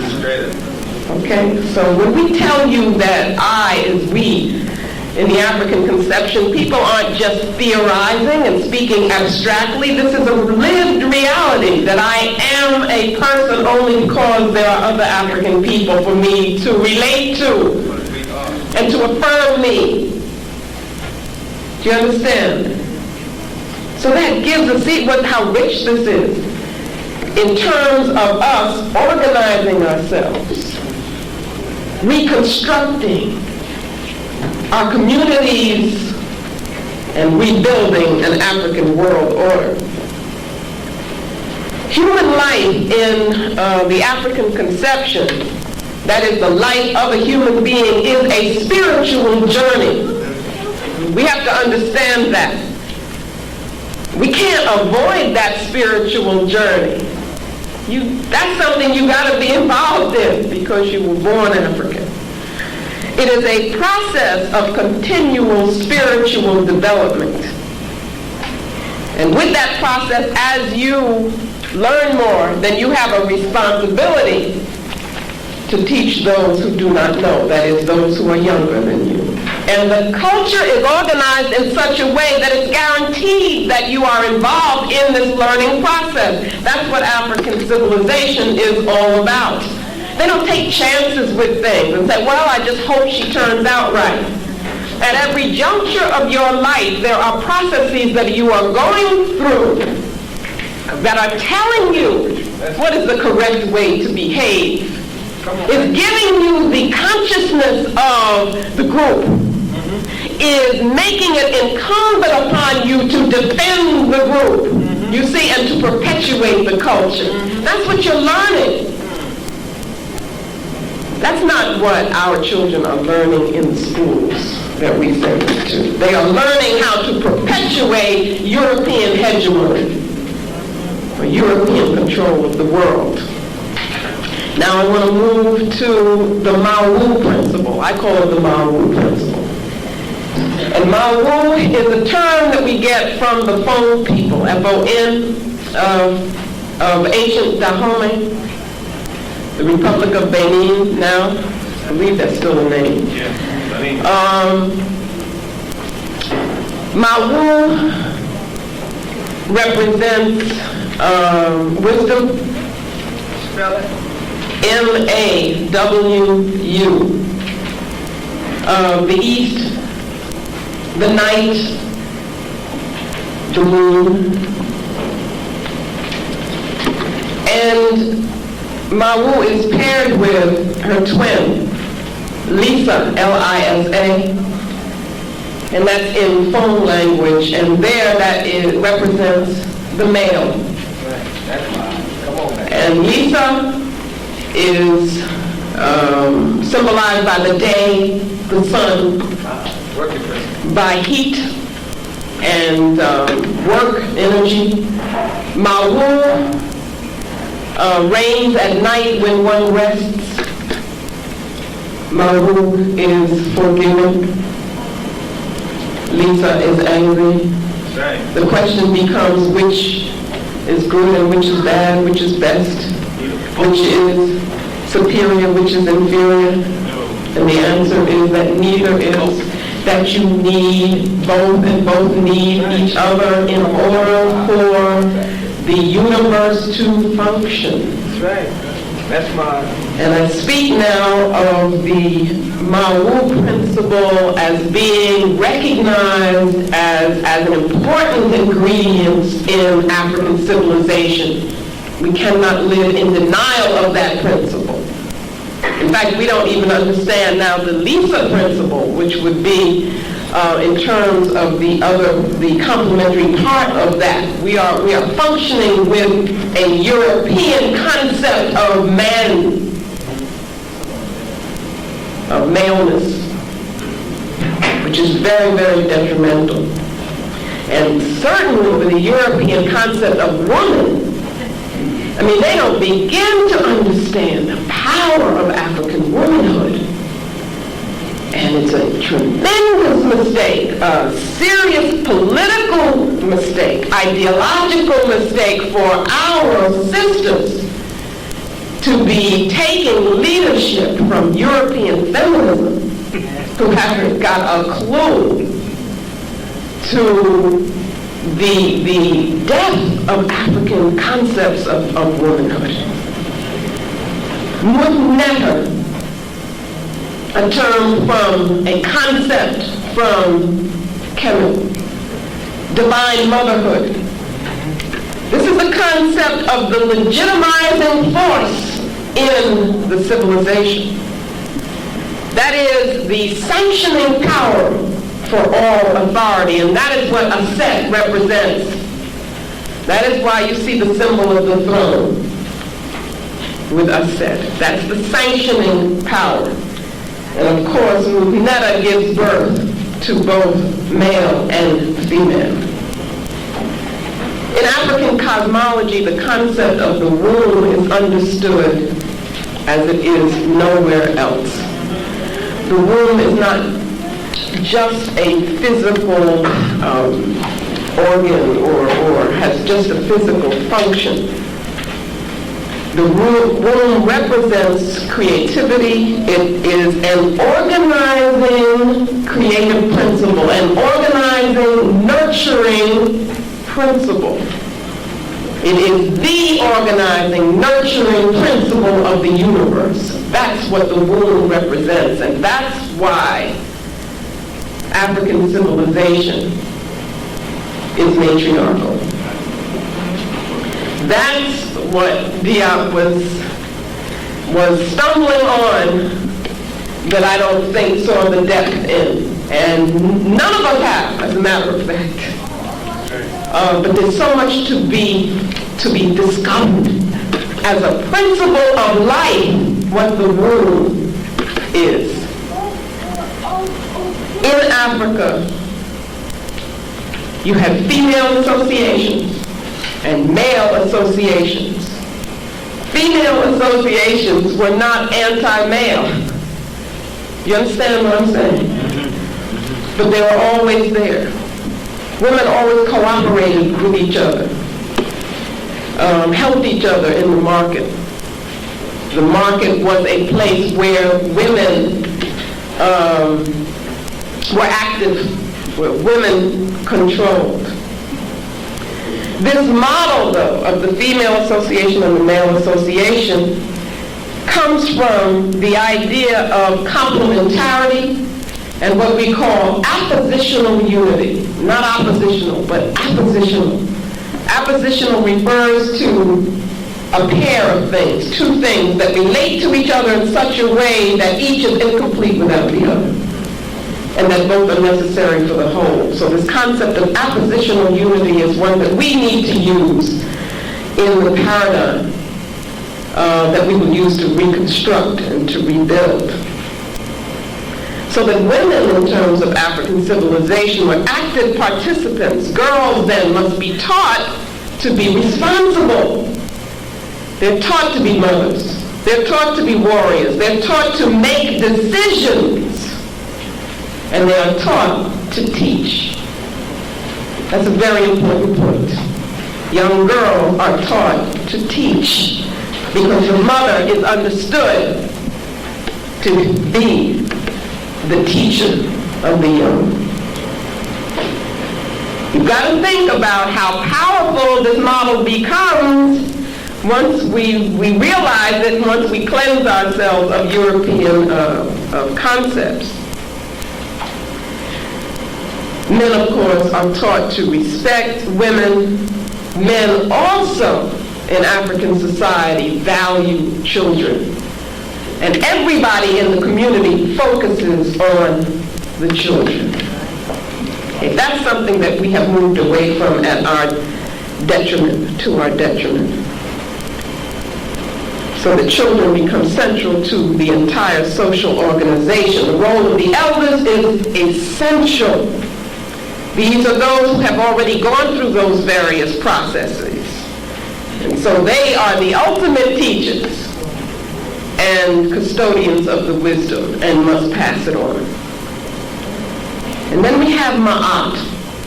Ma'at, as we know, represents truth, justice, righteousness. It also represents the harmonious order of the universe. It also represents the harmonious order within the person who is to be in tune with the universe. And therefore, Ma'at represents for us the highest standards of conduct. the highest standards of conduct. As Africans, you have a responsibility to live the most ma'atic life that you can. And therefore, you must be self-disciplined. You must live in truth. And you must examine your behavior and your actions and your decisions every day, so that you become in the habit of living in truth. And that's an ongoing process. It doesn't end, it just continues. You understand? This came to us from our ancestors, you see, who were in tune with the laws of the universe because of their concepts of spirit and of participating in the universe and of the cosmic self. The continual, ongoing objective for the African person is self-knowledge because of Ma'at. And coming to know the self, one comes to know the universe, and one therefore is able to live correctly.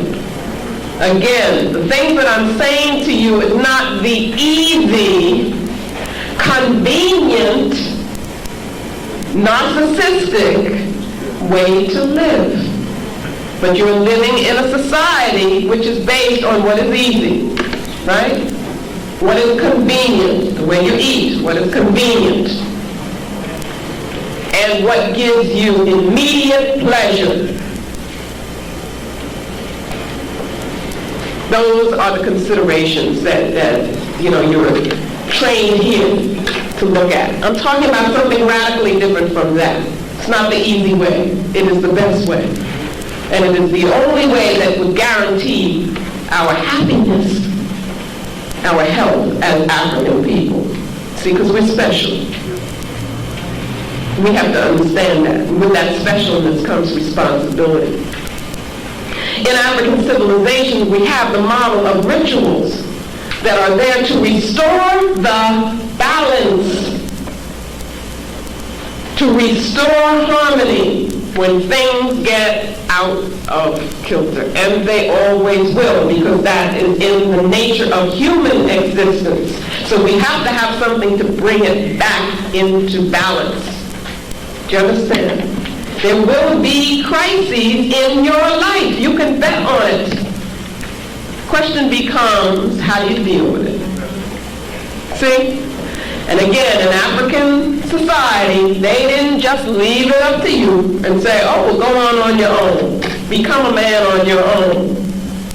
Make that decision on your own. Deal with that passing of a loved one on your own. They didn't do that. They had mechanisms which helped you, as the community helped you, to restore the balance by understanding what was happening. And that's what the rituals were. Not some weird occult thing, but they are ways in which African society continually reorders itself and helps the person to understand and put in the proper context what is happening to her or to him. That's what rituals are for. They are rituals to resolve conflict. You see, and that's one of our biggest problems right now. All these egos coming into conflict with each other, and there is no mechanism to resolve those conflicts, and there's nobody to hold them accountable and say, no, you can't do this. You're just disrupting the community, and you're just doing this for yourself. But in African civilization, there were rituals to resolve conflicts. Why? Because they did not want the community to be disrupted. Our ancestors were brilliant. They anticipated all of these things. There were rituals for cleansing, because periodically we need to be cleansed. And that's what we've got to be involved in. We really need that. We need to be creating rituals which will help us to cleanse ourselves. Just like your body needs to be cleansed, and you talk about fasting and so forth, which is very important, then you got to understand that also the spirit needs that. The mind needs that. We need that as a community. We need to come together periodically and cleanse ourselves of all those petty things that we think are differences between us, and of all those things that we have taken on from the Europeans without even realizing it, that are getting in the way of us relating to each other. So we need cleansing, healing, rituals. In African civilization, we have concepts of sacred time that go beyond lineal time. Sacred time and sacred space. We have an African term, Hantu, which means sacred time and sacred space. That where we can come into a situation, have an experience, and join with our sacred past. Because we're able to transcend lineal time, which separates past, present, and future, and we experience that all as a whole. We do that in our sacred ceremonies. And if we don't do that, then our psyche is not fed with the kind of experience that we need that keeps us strong and gives us clarity, you see.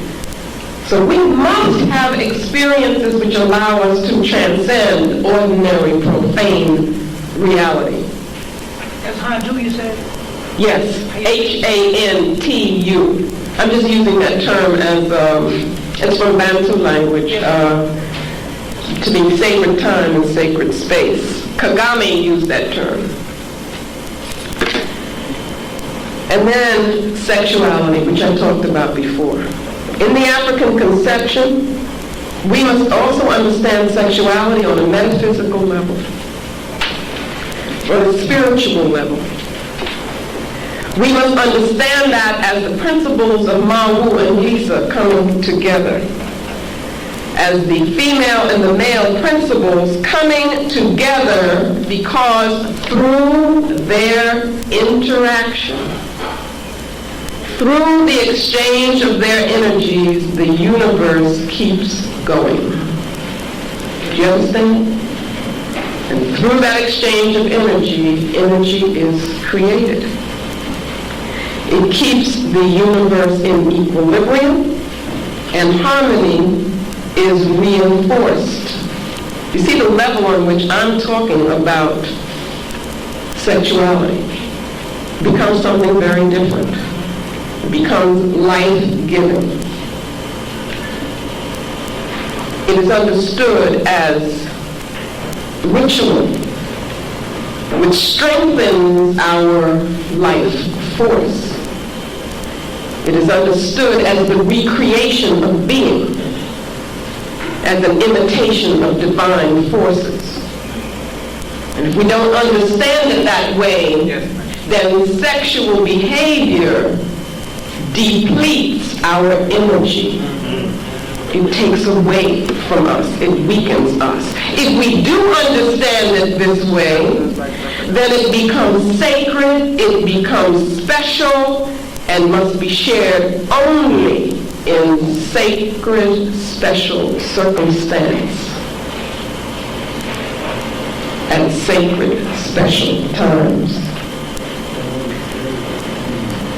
And then the question of meaning. African life cannot be lived without meaning. We can't live that way. And that's what we're trying to do now. And what Cambone calls African self-extension orientation, or the African Asili, what I call the African Asili, must have meaning for existence. There must be meaning in life. We must connect always with the whole, okay, with the one. We have to understand how what we do connects us with the whole. That gives us meaning. The context for us becomes the most important thing. The context becomes most important. It is context that gives you meaning. Nature for us shows us the sacred meanings of the cosmos. We live close to nature. So we have to understand what it means for us to be living only in concrete structures that separate us from the environment. We have to understand what that does to the African being. To live where you don't see the sky. To live where you don't touch the earth. Where you don't have trees around you. We begin thinking a tree is a trivial thing. It isn't. Changes your whole being when you are close to these things in terms of breathing, oxygen, all kinds of things. I'm saying this to say that as we plan, because remember we're planning for the African future, then we've got to also think about where we're going to be, what it's going to look like. We have to create our environment. We have to create that environment that is best for African people, and clearly this is not the best environment for African people. So that we understand ourselves as natural beings, we learn by observing nature, we also are able to feel the natural cycles within us, which can only happen as we feel ourselves to be a part of nature. Then you begin listening. You can listen to your heartbeat, you see, and that means something to you. How else can we explain that the Dogon people were able to plot the movement of a star that cannot be seen by the naked eye? Nobody's been able to explain that. They've come up with all kinds of ridiculous explanations, but what bothers them most, that is the Europeans, is how could they do this without us? How could they do this without our system of thinking, which denies totally spirituality? And I'm saying you can only explain it by understanding a spiritual worldview, by understanding the African worldview. Symbolism is extremely important in African thought, in African life. And here I just want to touch on a few things. What we call African art, we're talking about colors. We're talking about, when we talk about music, we talk about dance, what are we talking about? It's energy, vibrations. These are forces that affect us. Remember before I was talking about that attack on the psyche. In African civilization, our ancestors understood very well the power of symbols, the power of imagery, the power of creating something with various materials. That's why the masks were so powerful, because they would be used to make something happen. And we have to understand that. You wear an African print, it not only means something, but it also has power. The various patterns make rhythms. And rhythm is the key to the universe for the African mind, for the African being. Patterns of rhythm. The alternation of colors is rhythm. It's no accident that we all got rhythm. It's because we understand the nature of the universe. And that brings us in tune with the universe, is through our rhythm. You want to learn anything? Figure out the rhythm. Get the rhythm. You can learn anything. By that I mean also the pattern. This pattern is rhythm. And then our civilizations were based on a moral order, based on ma'at, so that our cultural values were spiritually sanctioned, and spirituality is culturally sanctioned for us. So it's not like you have a choice whether or not you want to be spiritual. They all come together. Silence in the African conception. This is really something that we must retrieve Science is the organization of knowledge, but it is the organization of knowledge sacredly based. It is the application of knowledge that has been collectively acquired. It is systematic, it must be useful, but for African people, it is the synthesis of cosmic awareness, which leads to intuitive grasp of the empirical, of phenomena, and of the universal whole. So that becomes the scientific objective among African people. Initiation is the learning process. It is the emphasis here on process. What is initiation? It is a way of learning, a method of learning where the person must commit herself or himself to what it is that she's learning. You can't just go to a class and sit there and take notes, and you don't know the people around you, you don't know the teacher and so forth, and after a few months then you get a grade and you think you've learned something. Not in this concept. In this concept, you are learning the self as you learn the universe, which means that you are learning in a holistic way. That you, through your commitment, through this process of initiation, you are internalizing the knowledge that you are getting. That's when that information becomes knowledge. It's through that internalization. And that's why you hear about initiation processes and stages in African civilization, because it's the process that is important. It's the way in which you are learning that affects you deeply. Not just something off the top of your head. In the European conception, you can have a person who goes through all of their schools, reaches their highest levels, becomes a quote-unquote scientist, and then is a moral idiot. Do you understand? Because all of those other things that we take for granted were not being taught in that process. As Africans, it has no meaning. In fact, it's dangerous, right?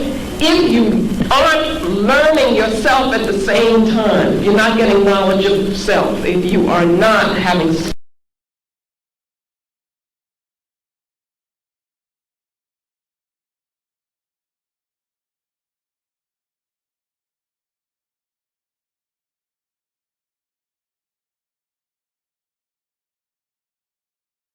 it is the science of the human spirit is what we're talking about here.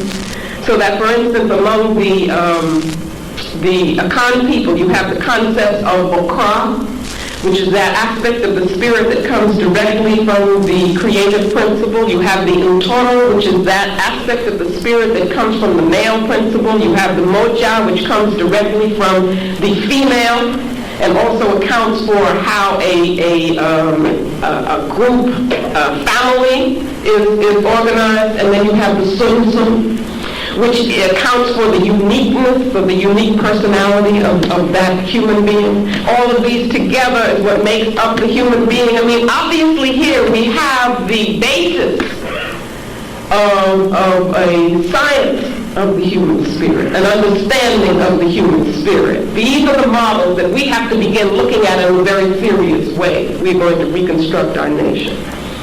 In the African conception, spirit and matter are joined. Spirit and matter are joined. Spirit is energy. Matter is the form that energy takes. Spirit is consistent. The material form will change. Right now you are in a particular material form, but then spirit is eternal, you see. Matter is the manifestation of spirit in the African understanding. Spirit is the force. And so the Orisha, the Abasun, which is a Twi word, the Egun, which is, those are the ancestors in Yoruba language, the Nsamanfo, which are the ancestors in Twi language, they are manifestations of spirit. They are the form that spirit takes at a particular time. Shango is a form that spirit takes at a particular time in a particular circumstance for a particular reason. So we have to understand that. And in coming to understand that, we are learning physics as we learn metaphysics. Do you see how much there is in the knowledge of African civilization? The quality of human life has supreme value in African civilization. It is human-oriented. The idea is that human beings need each other. Again, umuntu, ungumuntu, ungabantu. That I am nothing without you. Do you see? And so, I think one of the things that we come to understand that we do run from as we run into these non-African religions is that we are, as African people, are human manifestations of sacred, of divine principles. Again, as African people, we're very special. We are the human manifestation of divine cosmic principles. Now, we can't just pat ourselves on the back, say we're special. Because with that comes tremendous responsibility. Yes, ma'am. We've been born African. We were chosen to be born African. And that made us the people of nature. We are the people of nature. And we have a responsibility to protect it, to create structures and lifestyles which reflect nature. One of the problems, let me first say that Diop, some of you have been reading Diop, one of the things that he understood was the protective function of culture. One of the problems is that we have not understood that. I'm going to repeat that. Diop calls culture a rampart which protects people. Okay? It gives them a sense of collectivity and helps to protect them from what he called, at one point I think he talks about cultural assault, that we live in a time of cultural assault. We haven't understood that. Cultural aggression is what he says. We haven't understood that. That has been a weakness of the African worldview, I do believe. In other words, I'm not saying that we shouldn't look critically at the consciousness of our people and our ancestors, because there are things that we know now which should compel us to change. And I'm talking about the problem of African xenophilia.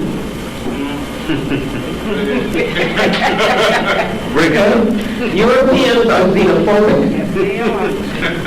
meaning that they have a fear and therefore a hatred of strangers, of anything that's different. Africans are xenophilic. We have an openness, I call it cosmopolitanness, an openness to strangers, and we have an inability to recognize the enemy. Now, this comes from, I think, comes partly from the traditional worldview, but it also comes from what is contemporary African self-hatred on the one hand and African materialism on the other. And therefore, we either give away our culture or we sell it. It's the most serious political mistake that we are making right now, 1992. It is worse than it has ever been. And I'm referring to a lot of things, but I think the epitome of it for me is the fact that in Yoruba spiritual practice, organized Yoruba spiritual practice here, right here, in the greater New York area, you might call it, you have what I call wazungus. Okay, wazungu is a Kiswahili term for European. You have, this is a blasphemy. You have the people who are supposed to be most knowledgeable in our culture, our spiritual system, the Babalawo, the various priests and so forth. You have them initiating Europeans. Okay, now that's been going on for some time, so that what we have now is Europeans who are initiating us. And I'm very serious about that. Okay, I think that what we don't understand is that culture is a weapon. We also do not understand that our spiritual practices should be a source for African nation building. We've got to learn to use our spirituality politically.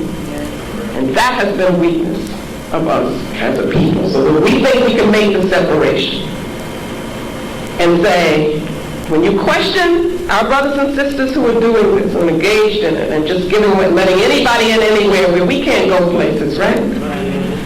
We can't go to their favorite places. They will tell you this is just religion. Doesn't have anything to do with politics. That's the biggest mistake that we have made. And I believe that these Europeans understand very well that the future kind of locus of our power will be in our spiritual conceptions. And so what they're doing is putting themselves in the way of us getting to them.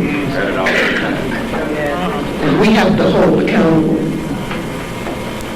Those of us who have the knowledge cannot sell it. And I'm saying specifically, they are selling it. Okay, we cannot allow that anymore. And I don't mean to just start, you start attacking this one and the other one, because it all comes from a lack of organization. It also comes from a lack of understanding that culture is a weapon.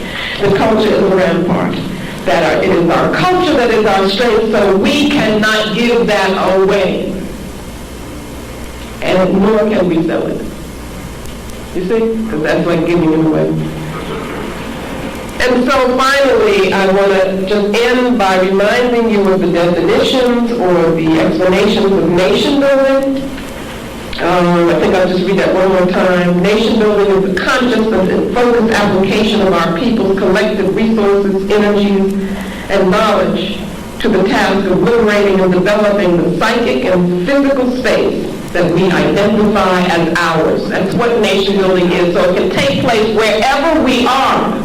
And that we see ourselves not as a small nation state, but as a world nation. And that is the building of the African world order. And I am putting forth to you today that we cannot do that without or until we involve ourselves in a cleansing process and cleanse ourselves of European concepts so that we can embrace the African worldview and use it as a foundation, as a paradigm for reconceptualization of the building of the African world nation. Asante Sana.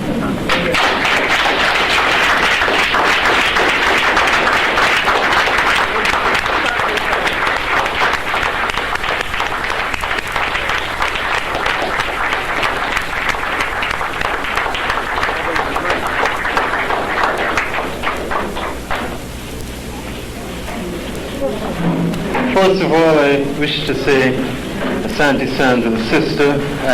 Last week when I told you not to miss the sister, now you understand why and how important and how significant was her contributions. Briefly, I just want to say I did shortchange her in her introduction. And as I told you, I just wanted to behave like a European and get to the lecture because I know she had a lot to say.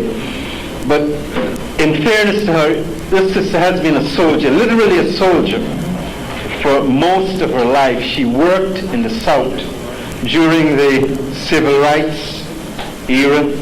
She was down in the South working deeply in the trenches, seriously, in the trenches, facing guns, the crackers. This sister, the same sister here, serious soldier. And I have to ask forgiveness for not giving the proper introduction, but she corrected that. The other thing is her book, Let the Circle Be Unbroken. If you do not have it, you must have it. You must get it. And I think I don't have to push. I don't have to be her promotion manager. I don't have to be a salesperson. You heard us, so now I know you'll get the book. Let the Circle Be Unbroken. She made mention of Ogun. Come here, Brother Zaid. It is true. This brother, that we got a sister from Cuba to do Ogun. Tell him of Gloria Rolando. Oh, from Cuba. Yeah, he brought the sister here. Well, those of you who were here when we had sister, the sister did the film Ogun. Okay, and she did it out of her own work and practice in that way, in the way.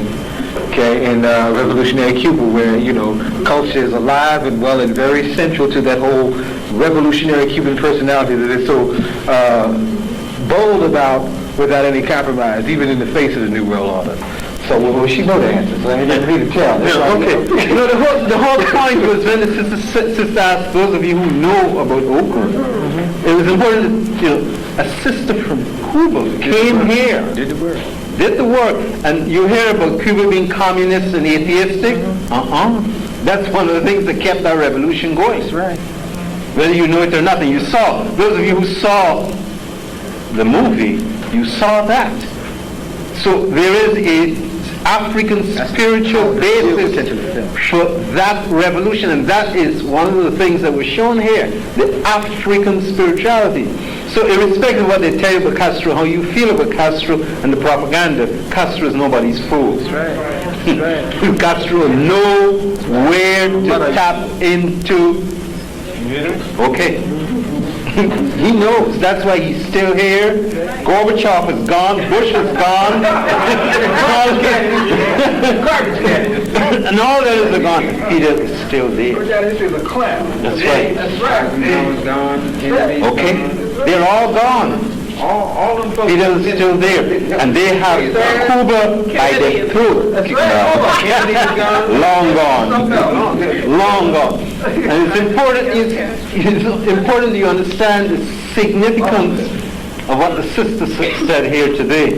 The other person she made reference to was also here, our brother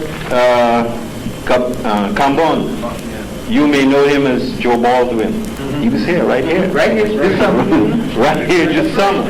So you see the connectiveness of all that she said. And what she did was just wrap it up, tie it up, synthesize it. You see the kind of teacher she is. And as I said, I'm sure that you will leave here a little different than you came in this afternoon. The sister is indeed a teacher that affects eternity. Can you imagine being in her class?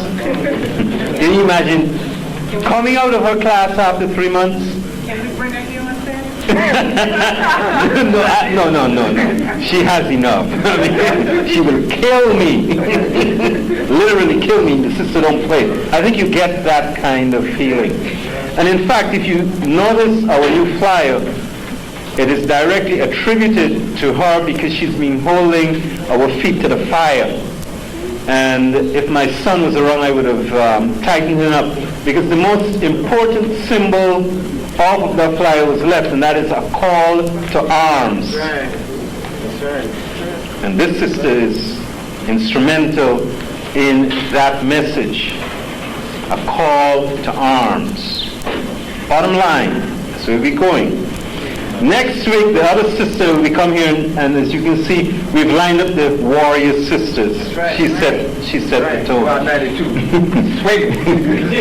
Because after a while, the sisters have, the brothers just fall on the job. The sisters have to come forward. All you have to do is run and say, no, okay, sisters, we recognize our responsibility. We know what has to be done. Thank you. And we take it from that level. But the sisters are now taking the lead up front. So next week we'll be having Baina Bello, sister from IT. The following week we'll be having Sophia Bukari Austin, and this time I'll get it right. Prisoner of war from the Black Liberation Army. Serious. Heading up the work around Mumia. Heading up the work around free. We have to get this brother free. And I'm sure that Zaid told you, it's on Wednesday? Yes. Wednesday. Make sure you get in touch with Zaid, 622-2505. Yeah. For information, 622. Flyers are out. There's some in the back. Okay, flyers in the back. They're moving in Philadelphia. Because Shut it down. you have to get this brother out. This brother is indeed a political prisoner, and he will not be sacrificed. I mean, you see all these murderers walking free. I'm just stretching the time out so the sister can have another 5 minutes. And what I didn't say before, I'll say now about the military intervention in Somalia for humanitarian reasons. Someone told me that double-speak was over. If you've ever heard double-speak, you just heard it. Get some new stuff. Seriously, military intervention for humanitarian purposes. And, you know, when we talk about knowing our history, you have to understand that African people get caught up in this same death trap time after time. The Egyptians found themselves in this trick bag. Under the oppression of the Persians, they welcomed the Greeks in. The Greeks fought for them, and what happened? The Greeks ended up being their conquerors. You see it in history time and time again. The Coptics found themselves under Roman oppression. They invited the Arabs. The rest you know. That is as a result. That's why Egypt is part of the Arab family today. We do not want to do our own fighting and dying. Somalia is 99.9% Islamic, right? On Tuesday they had a meeting in Jeddah. 52 foreign ministers of Arab countries met in Jeddah. What did they discuss?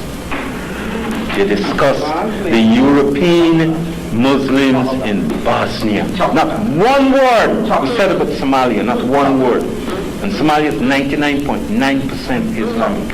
Race first. You have to understand it in the dynamic of that sister who worked in Saudi Arabia, came right here, Aisha Abdullah, and told you about the European control of Arabia.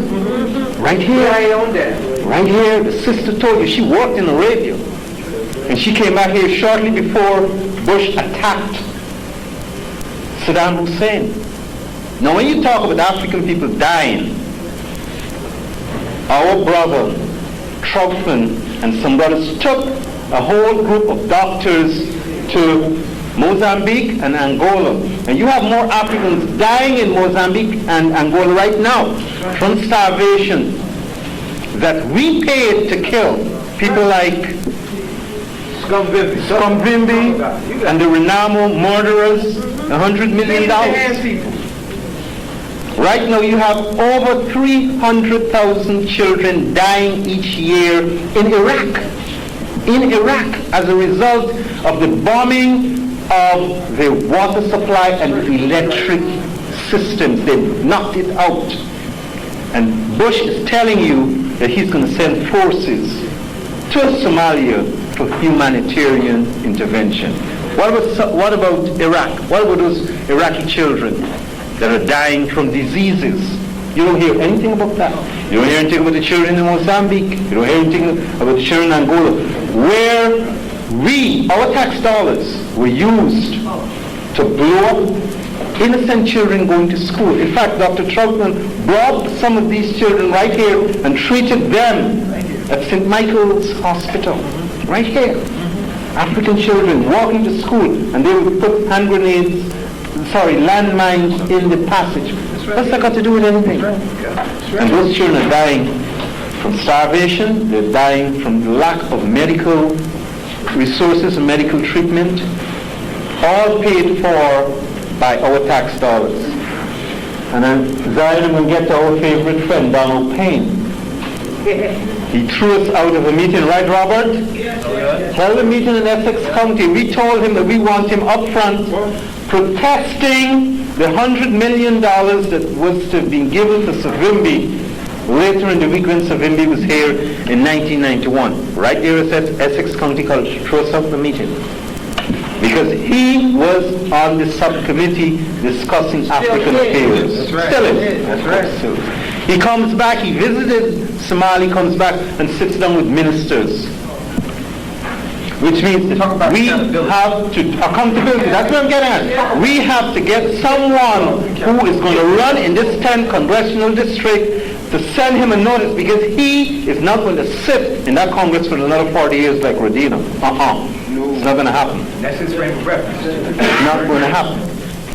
He's not going to sit on our backs for 40 years. If he's not going to take certain stands. So the Somali people are welcoming American troops. People are out of their minds. When the Haitian sister come here next week, she'll tell you what American troops have done in Haiti for the period of time they were there. And it is as a result of that Haiti is so messed up today. They invaded Haiti about twice within this century, Nicaragua 3 times. And you know, we always say, do you know that there was an American who was president in Nicaragua? A man by the name of Walker? That's right. Serious? Damn cowboy. Serious? That's right. America was president of Nicaragua. Humanitarian intervention. They wanted to build that canal. Initially, they wanted to run the canal through Nicaragua. And the same Morgan family sent this bandit into Nicaragua. But the people in Nicaragua caught themselves and drove him out. And in that context, you have to understand why they got rid of Noriega. Noriega was their man. He was running their drugs. He was on their payroll. And they went in there and took him out, didn't they? That's right. They went in there and took him out. And that's who you're dealing with. And this is the spiritual side of where we have to come to grips with reciprocity on one hand, and what the Haitian brothers dealt with, vindication. That is where that connection with the ancestors comes in, because we have to vindicate our ancestors for everything that they've done for us. And that's our responsibility. That's right. That's part of their accountability. That's right. It's part of their accountability. Serious. As Dr. Ben said, summing up, if you do not know your African history, you end up loving your enemies and hating your friends. Bottom line. You ready, sis? Yeah. Question. You ready? We ready over here? Okay, sisters and brothers, We ready over here? No our sister Marimba says that she's ready. Let's welcome her back for your questions.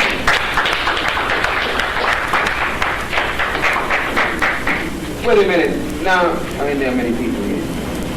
Okay, 2 is on. Go ahead. What's up, sister? Again, I've had a chance to sit at your feet and gather the pearls from your lips.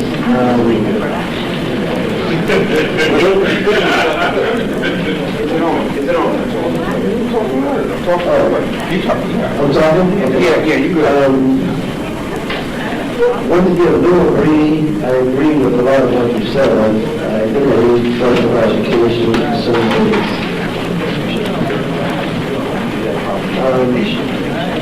First of all, Keep talking. You gotta get it.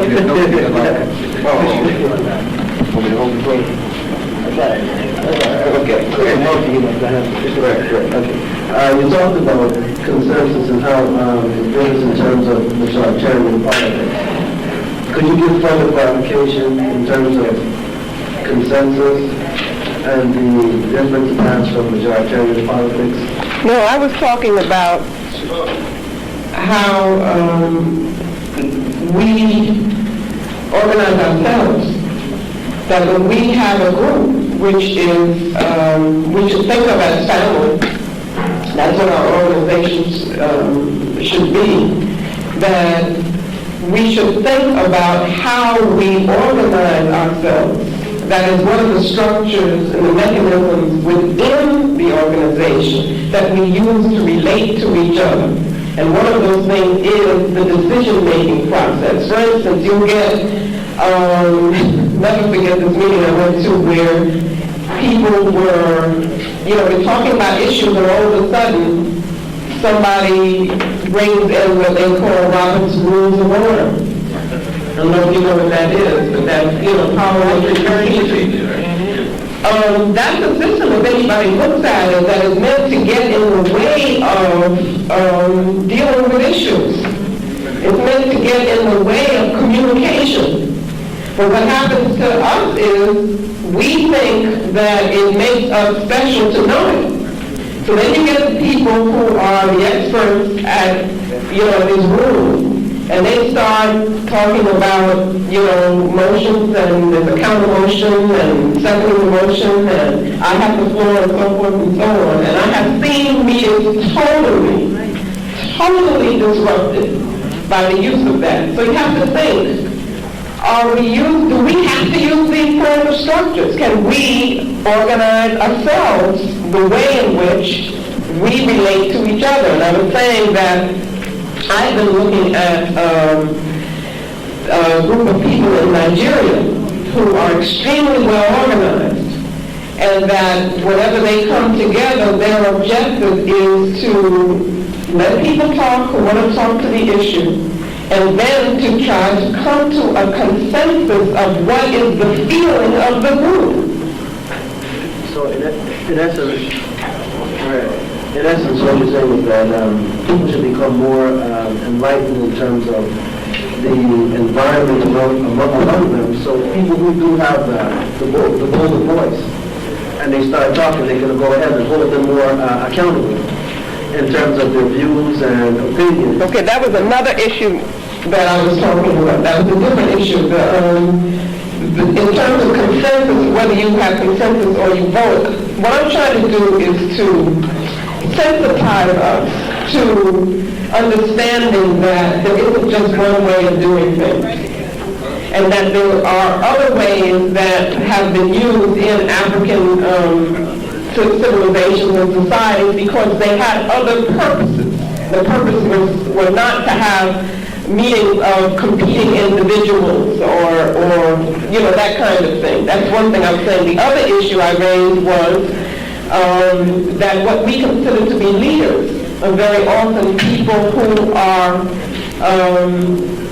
really soothing their own egos. And the way they do that is by, speaking before large groups of people, and getting those people to relate to them as opposed to relating to whatever it is we're supposed to be doing as a group.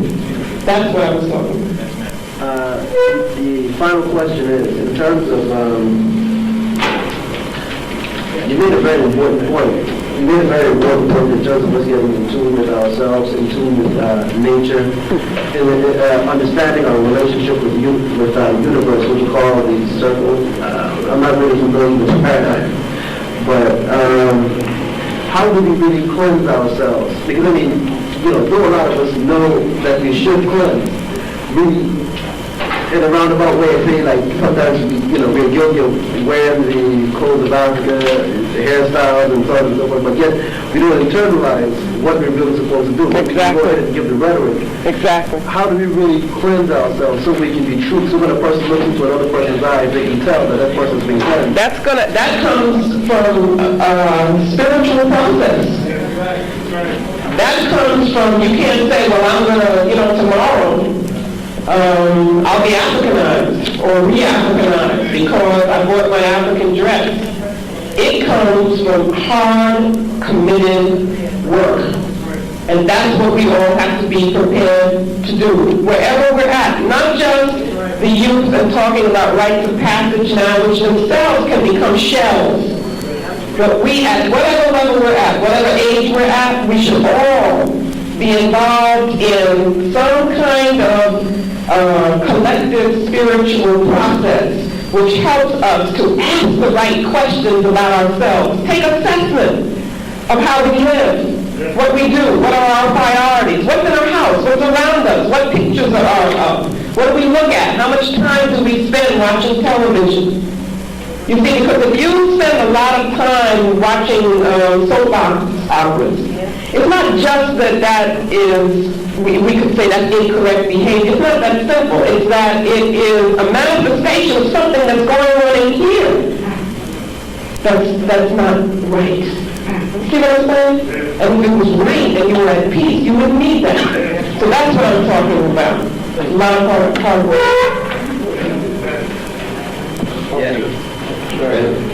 Yes, thank you, sister. Nice to see you again. I was speaking with a sister from the motherland recently, and the topic of fluidectomy and fibrillation came up. You're smiling. I knew it was going to come up. I was asking the person because they were at odds with each other about it. These sisters were at odds with each other. Could you speak to that, please? And do you mind if I sit down my legs? No, I can only speak to it in a very perfunctory manner, only because it's a very complex issue, and one of the problems that I have is the way that it's being dealt with, which is much too simplistic. And so I wouldn't want to do the same thing. Let me say that I've kind of laid the groundwork for what you have to do whenever you want to understand something that is done in terms of African civilization. You've got to look for the cosmological reasons, the spiritual reasons, the spiritual concepts that were behind it. Okay, that's one thing. So without me going into all of that, people who want to pursue this on their own, they can do that. They can say, okay, now we look at this spiritual concept of the universe, how would that fit in? He's talking about processes that African women would go through as a part of becoming women, right? So that's one thing. There's another thing that I said that people should use, and that is, we talked about the matriarchal, quote-unquote matriarchal, nature of African civilization. Every place you look, that's what you see, except where Islam is strong. Okay? You understand that? So that if we look at those societies, we're not looking at classical or traditional African societies. Now that means that women become extremely important. Women are not dependent in the sense of that they are these beings who just kind of sit around and wait for everybody else to, wait for men to do something for them. They are agriculturalists, they are food producers, they control the markets, and so forth. And in many societies, what you would find is that where you would have a male leader, you have the complementary female leader, like the Asambahini and the Asambahima, you have the Iyalode among the Yoruba people. So this is a common model because men and women are not the same. They are different, and that difference is complementary. So you have your male structures, or associations, and you have your female association. Now, within that context, if you take something, for instance, like the Sunday Society, among the women of the men-seeking women and other groups, a huge traditional society which is thriving in contemporary times. This is a society which, the purpose of which is to help women understand their power as women, to train them in all kinds of skills, and train them for political leadership. This is a society which also takes responsibility for bringing young girls into adulthood. Okay? Now, does it make sense that such a society would involve itself in practices which would be oppressive to women? To me, it doesn't make sense. Okay? Those are two things that I want you to think about when you think about this whole, discussion and controversy. But there's a third thing. And this is where I will not be able to get explicit. I could do that, in a smaller group. But one of the things that happens in Alice Walker's book, and I have not read it, but I've been dealing with this issue for years, and it's always done in the same way, is that there are practices which are Arab practices,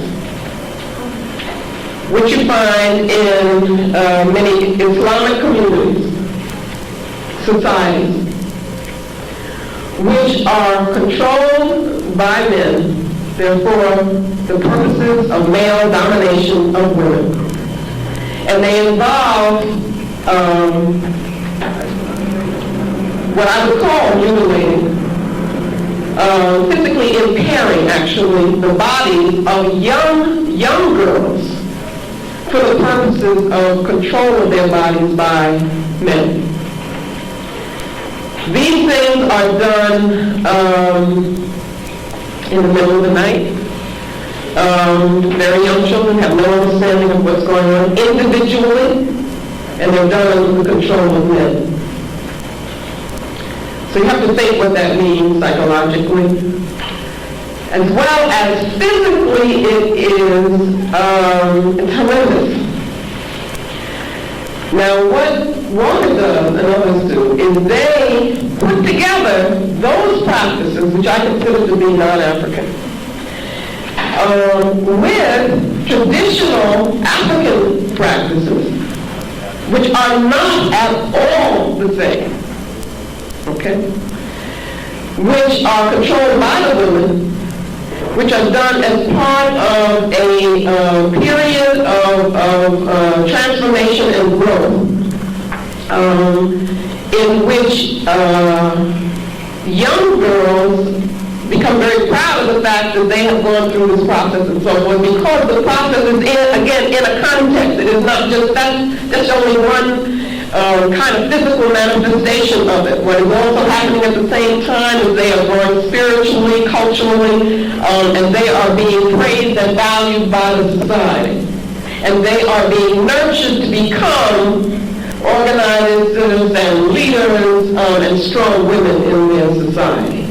You have to understand the inconsistency of saying that you are training these powerful women, and at the same time you would be doing something which is, detrimental to them. You also have to understand that one is female controlled and the other is male controlled. One is traditionally and classically African, the other is Arab and Islamic, and they are two totally different physical things. Totally different. And what I object to is the following. I am not making judgment and saying that the traditional African practices should be continued if the women in Africa say that it shouldn't or whatever. And I don't think that that's happening. You see, I'm not making a judgment on that. What I'm doing is putting it in the proper context, because that I can do. Okay? I believe that, first of all, I think one of the most damaging things that has happened to us, and really is a movement away from self, is people who consider themselves to be black feminists.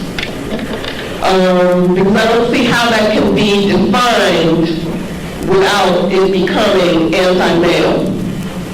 I define myself as a Pan-Africanist, and my appreciation of female power fits very comfortably within my Africanness and my commitment to Africa and race first.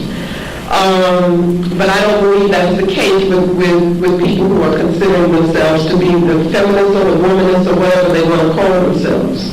Now, with the Europeans, I know what their motives are. Their motives, again, are control. And they have always seen, they will tell you that women are oppressed in Africa, that, they only do work and they're not valued and so forth and so on. These are also the women who do not see much value in having children. These are also the women who see their bodies as being prisons. That's not the way African women see their bodies. So that I believe what's happening now is that this whole hysteria around this particular issue that you have raised is being used as a justification for mainly European women going into Africa and saying, we will lead you.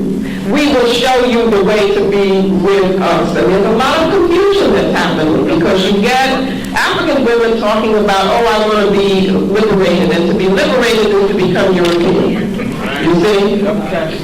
So that's what I think is happening. And I just heard about a group up at Riverside Church. It's based in Riverside Church. And these are European women who are organizing themselves to literally go into Africa and to save African women. Now, you know what happens when Europeans, it's the same kind of thing with Bush. I mean, we got to ask ourselves, why would they be going there? You see, it's not, and let me say something else, too, because I'm in a situation to really know this. Everybody needs us. These various movements need us. Europeans need us. The feminists need African women for their life. They recognize the power that is in us. And so you see them everywhere talking about feminism as though it included us in it. They want to, at Hunter College, I have to fight to teach courses about African women from an African perspective. Because they want that to be within, quote-unquote, women's studies. Women's studies has clearly, and certainly, I don't know about other places, but at Hunter I can tell you has an anti-male focus. And I refuse to cooperate with anything like that. And our people get in these courses not knowing what they're getting into, and they're very angry. You understand? But they are bankrupt without us. So that they are always attempting to seduce us in various ways. And this is the latest way in which they are attempting to seduce us. And what Alice Walker has done, I believe, in this particular book, feeds into that kind of move on African people. If you're really concerned about us, then there are ways to deal with them. Then you engage sisters and brothers in discussions and critical analysis and critique of some of the ways in which we're treating each other. That's what you do. But you don't write a book which you can say is fiction, but people are taking as quote-unquote fact. and which then Europeans can use as an excuse to abuse our people and attack our traditional concepts. You know, that's not the way you do it. Well, what she knows is you see, I don't want to focus on her just as an individual. I don't want to do that. I want to show us what we have to do.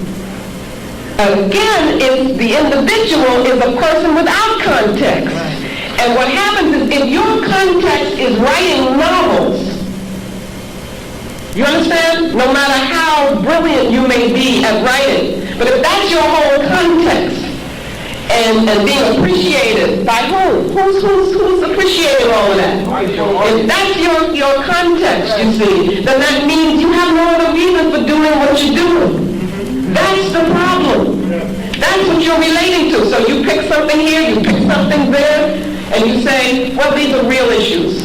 And I just want to write about a real issue. You know, we don't just pick things that we write about. It's got to be within a plan if it's for our people. Right. So what was the purpose of her doing that? Saving Africa? I could think of a whole lot of other things that one would devote oneself to in a public way, as she did. You see, if that's what you wanted to do was to save Africa. So again, it's not that I'm attacking the system. What I'm doing is attacking a system that we get caught up in, and again it becomes ego. Because what the ego is what am I saying? Is stroked. Hey, you've got a book. The book is popular. That's you. The focus is on you.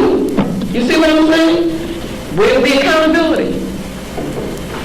I'm just reminded for some reason of this, that the thing by Rusty, which, yeah, the only reason that I think that that's so interesting is here's this person who obviously didn't have commitments, you know, to Islam, but had been raised partly connected to it, who felt he could, you know, write about whatever he wanted to do. Well, there are other people who felt so strongly about their thing. That's right. They said, buddy, you don't do that to this. That man that broke up his family, he had to hide, he can't see his children, he's scared. He said, I'll do anything if you'll just forgive me. And all I'm saying is what it shows is that accountability. It shows how sacredly you take certain things. And I believe that the critique of Africa has to be done by African-centered people. That's what I'm saying, and not in a European press or to make money with a European book. And that's a very irresponsible thing to do is how I believe. Okay? No, absolutely not. Absolutely not. I mean, the system looks a beautiful system, but she hasn't been grounded in the things that we're talking about. Yes.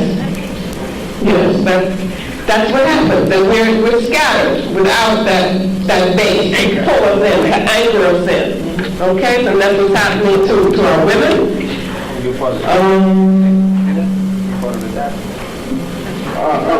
What's that?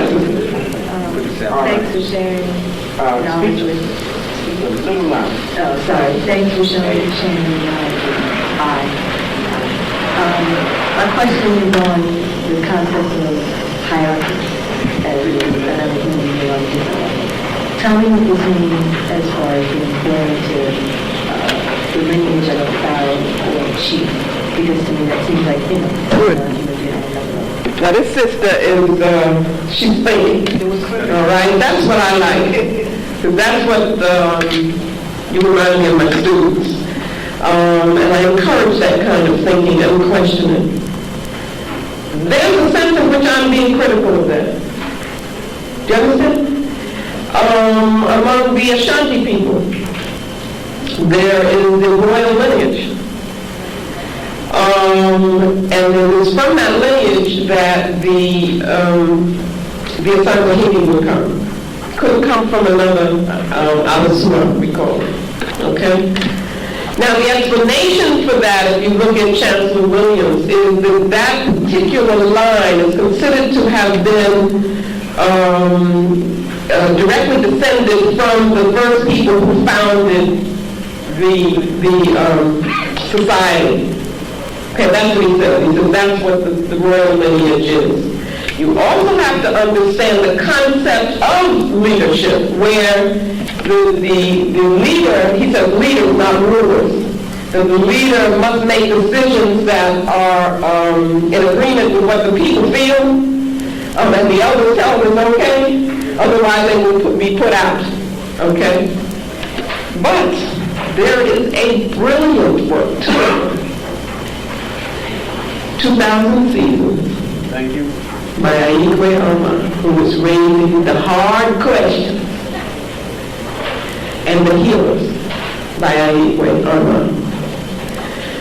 And he's saying that what happened to us, and he's not talking about Europeans yet, is that we forgot the meaning of the way, so that what you got were people put in those positions who were not whole, and who used them to have control over the people. And Didi calls them parasites. Okay, and then once you do that, you don't have reciprocity, you don't have the way. Then it's the hierarchy, meaning I control you. In the healers, he raises some very deep questions about, well, let me say how I feel. I don't feel as African people that we should make distinctions between ourselves that say that group is lesser than this group. That's what I believe. And so what I'm saying is that if we are to reconstruct now, that we would all be bound.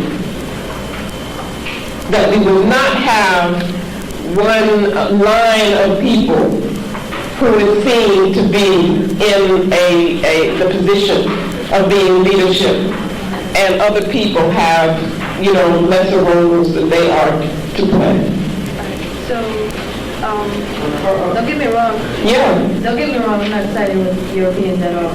But from that, can you say that the idea of hierarchy is exclusively European? Good question. Very good question. No, in a sense you're right. Of course, there's probably differences in terms of how there is a difference in the concept.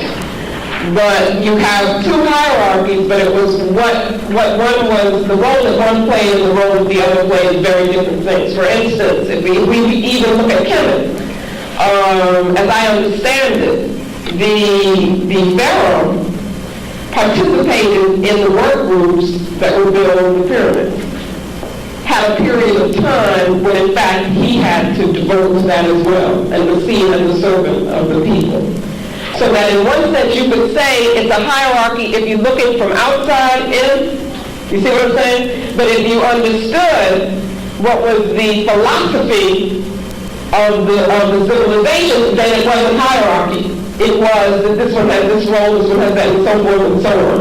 You see what I'm saying? But where the European comes in, or even not the European, but where the problem comes in is when we move away from the way, when we move away from the spirit of the organization, then the hierarchy, it becomes a hierarchy, and it becomes exploitative, you see, of others. Okay? But I think it's an excellent question because we can't just focus on, and that's what Armand does. Armand says that we need to look at what were some weaknesses before the European came that then allowed the European to be able to use them, you see, for our exploitation and oppression. That's what we need to look at. Has a very interesting discussion of the relationship between men and women. Okay, thank you so much, sister. What's your name?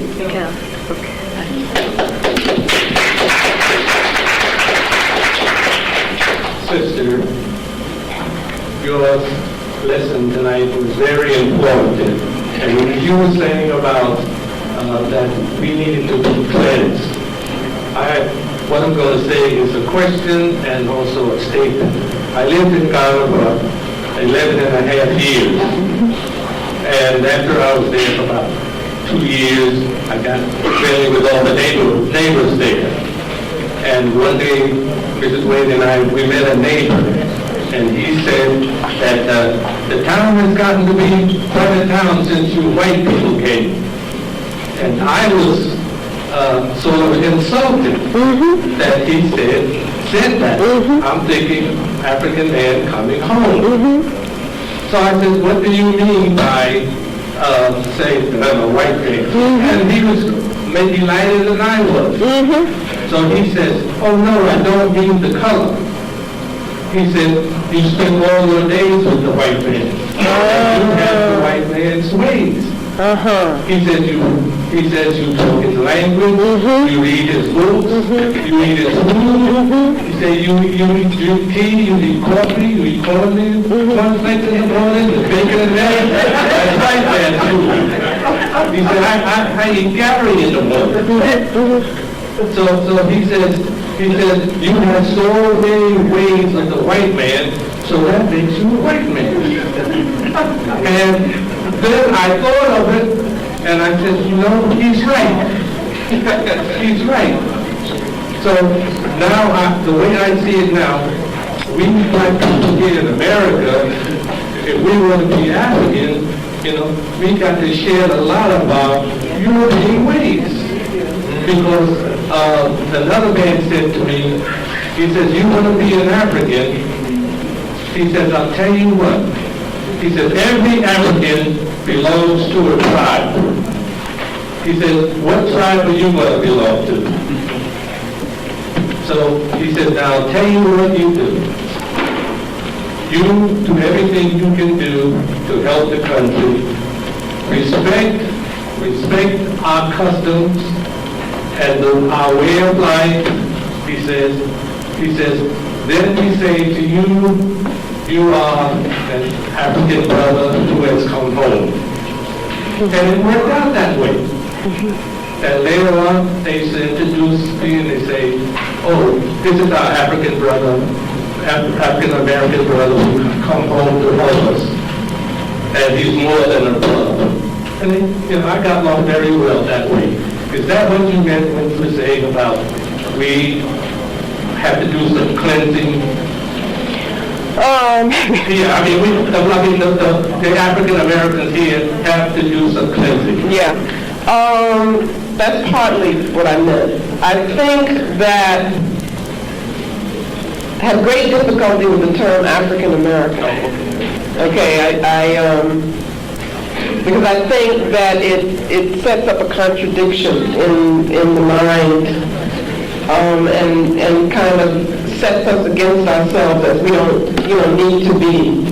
I think that the African from the continent who was saying to you that you're a white man, meaning that you had taken on all these ways, was probably partly saying it because he wanted you to be that, in the sense that he might have wanted to be that himself. So that he was looking at those things as being positive. Because you couldn't be European. Now, I don't care what you took on, what you tried to be. I don't care if you married a white woman. You still can't be a European. And so what that does is that it means that all of these things that we take on, and the more that we do it, that it makes us more and more and more pathological. That it is a sickness and illness for us to try to be other than what we are naturally.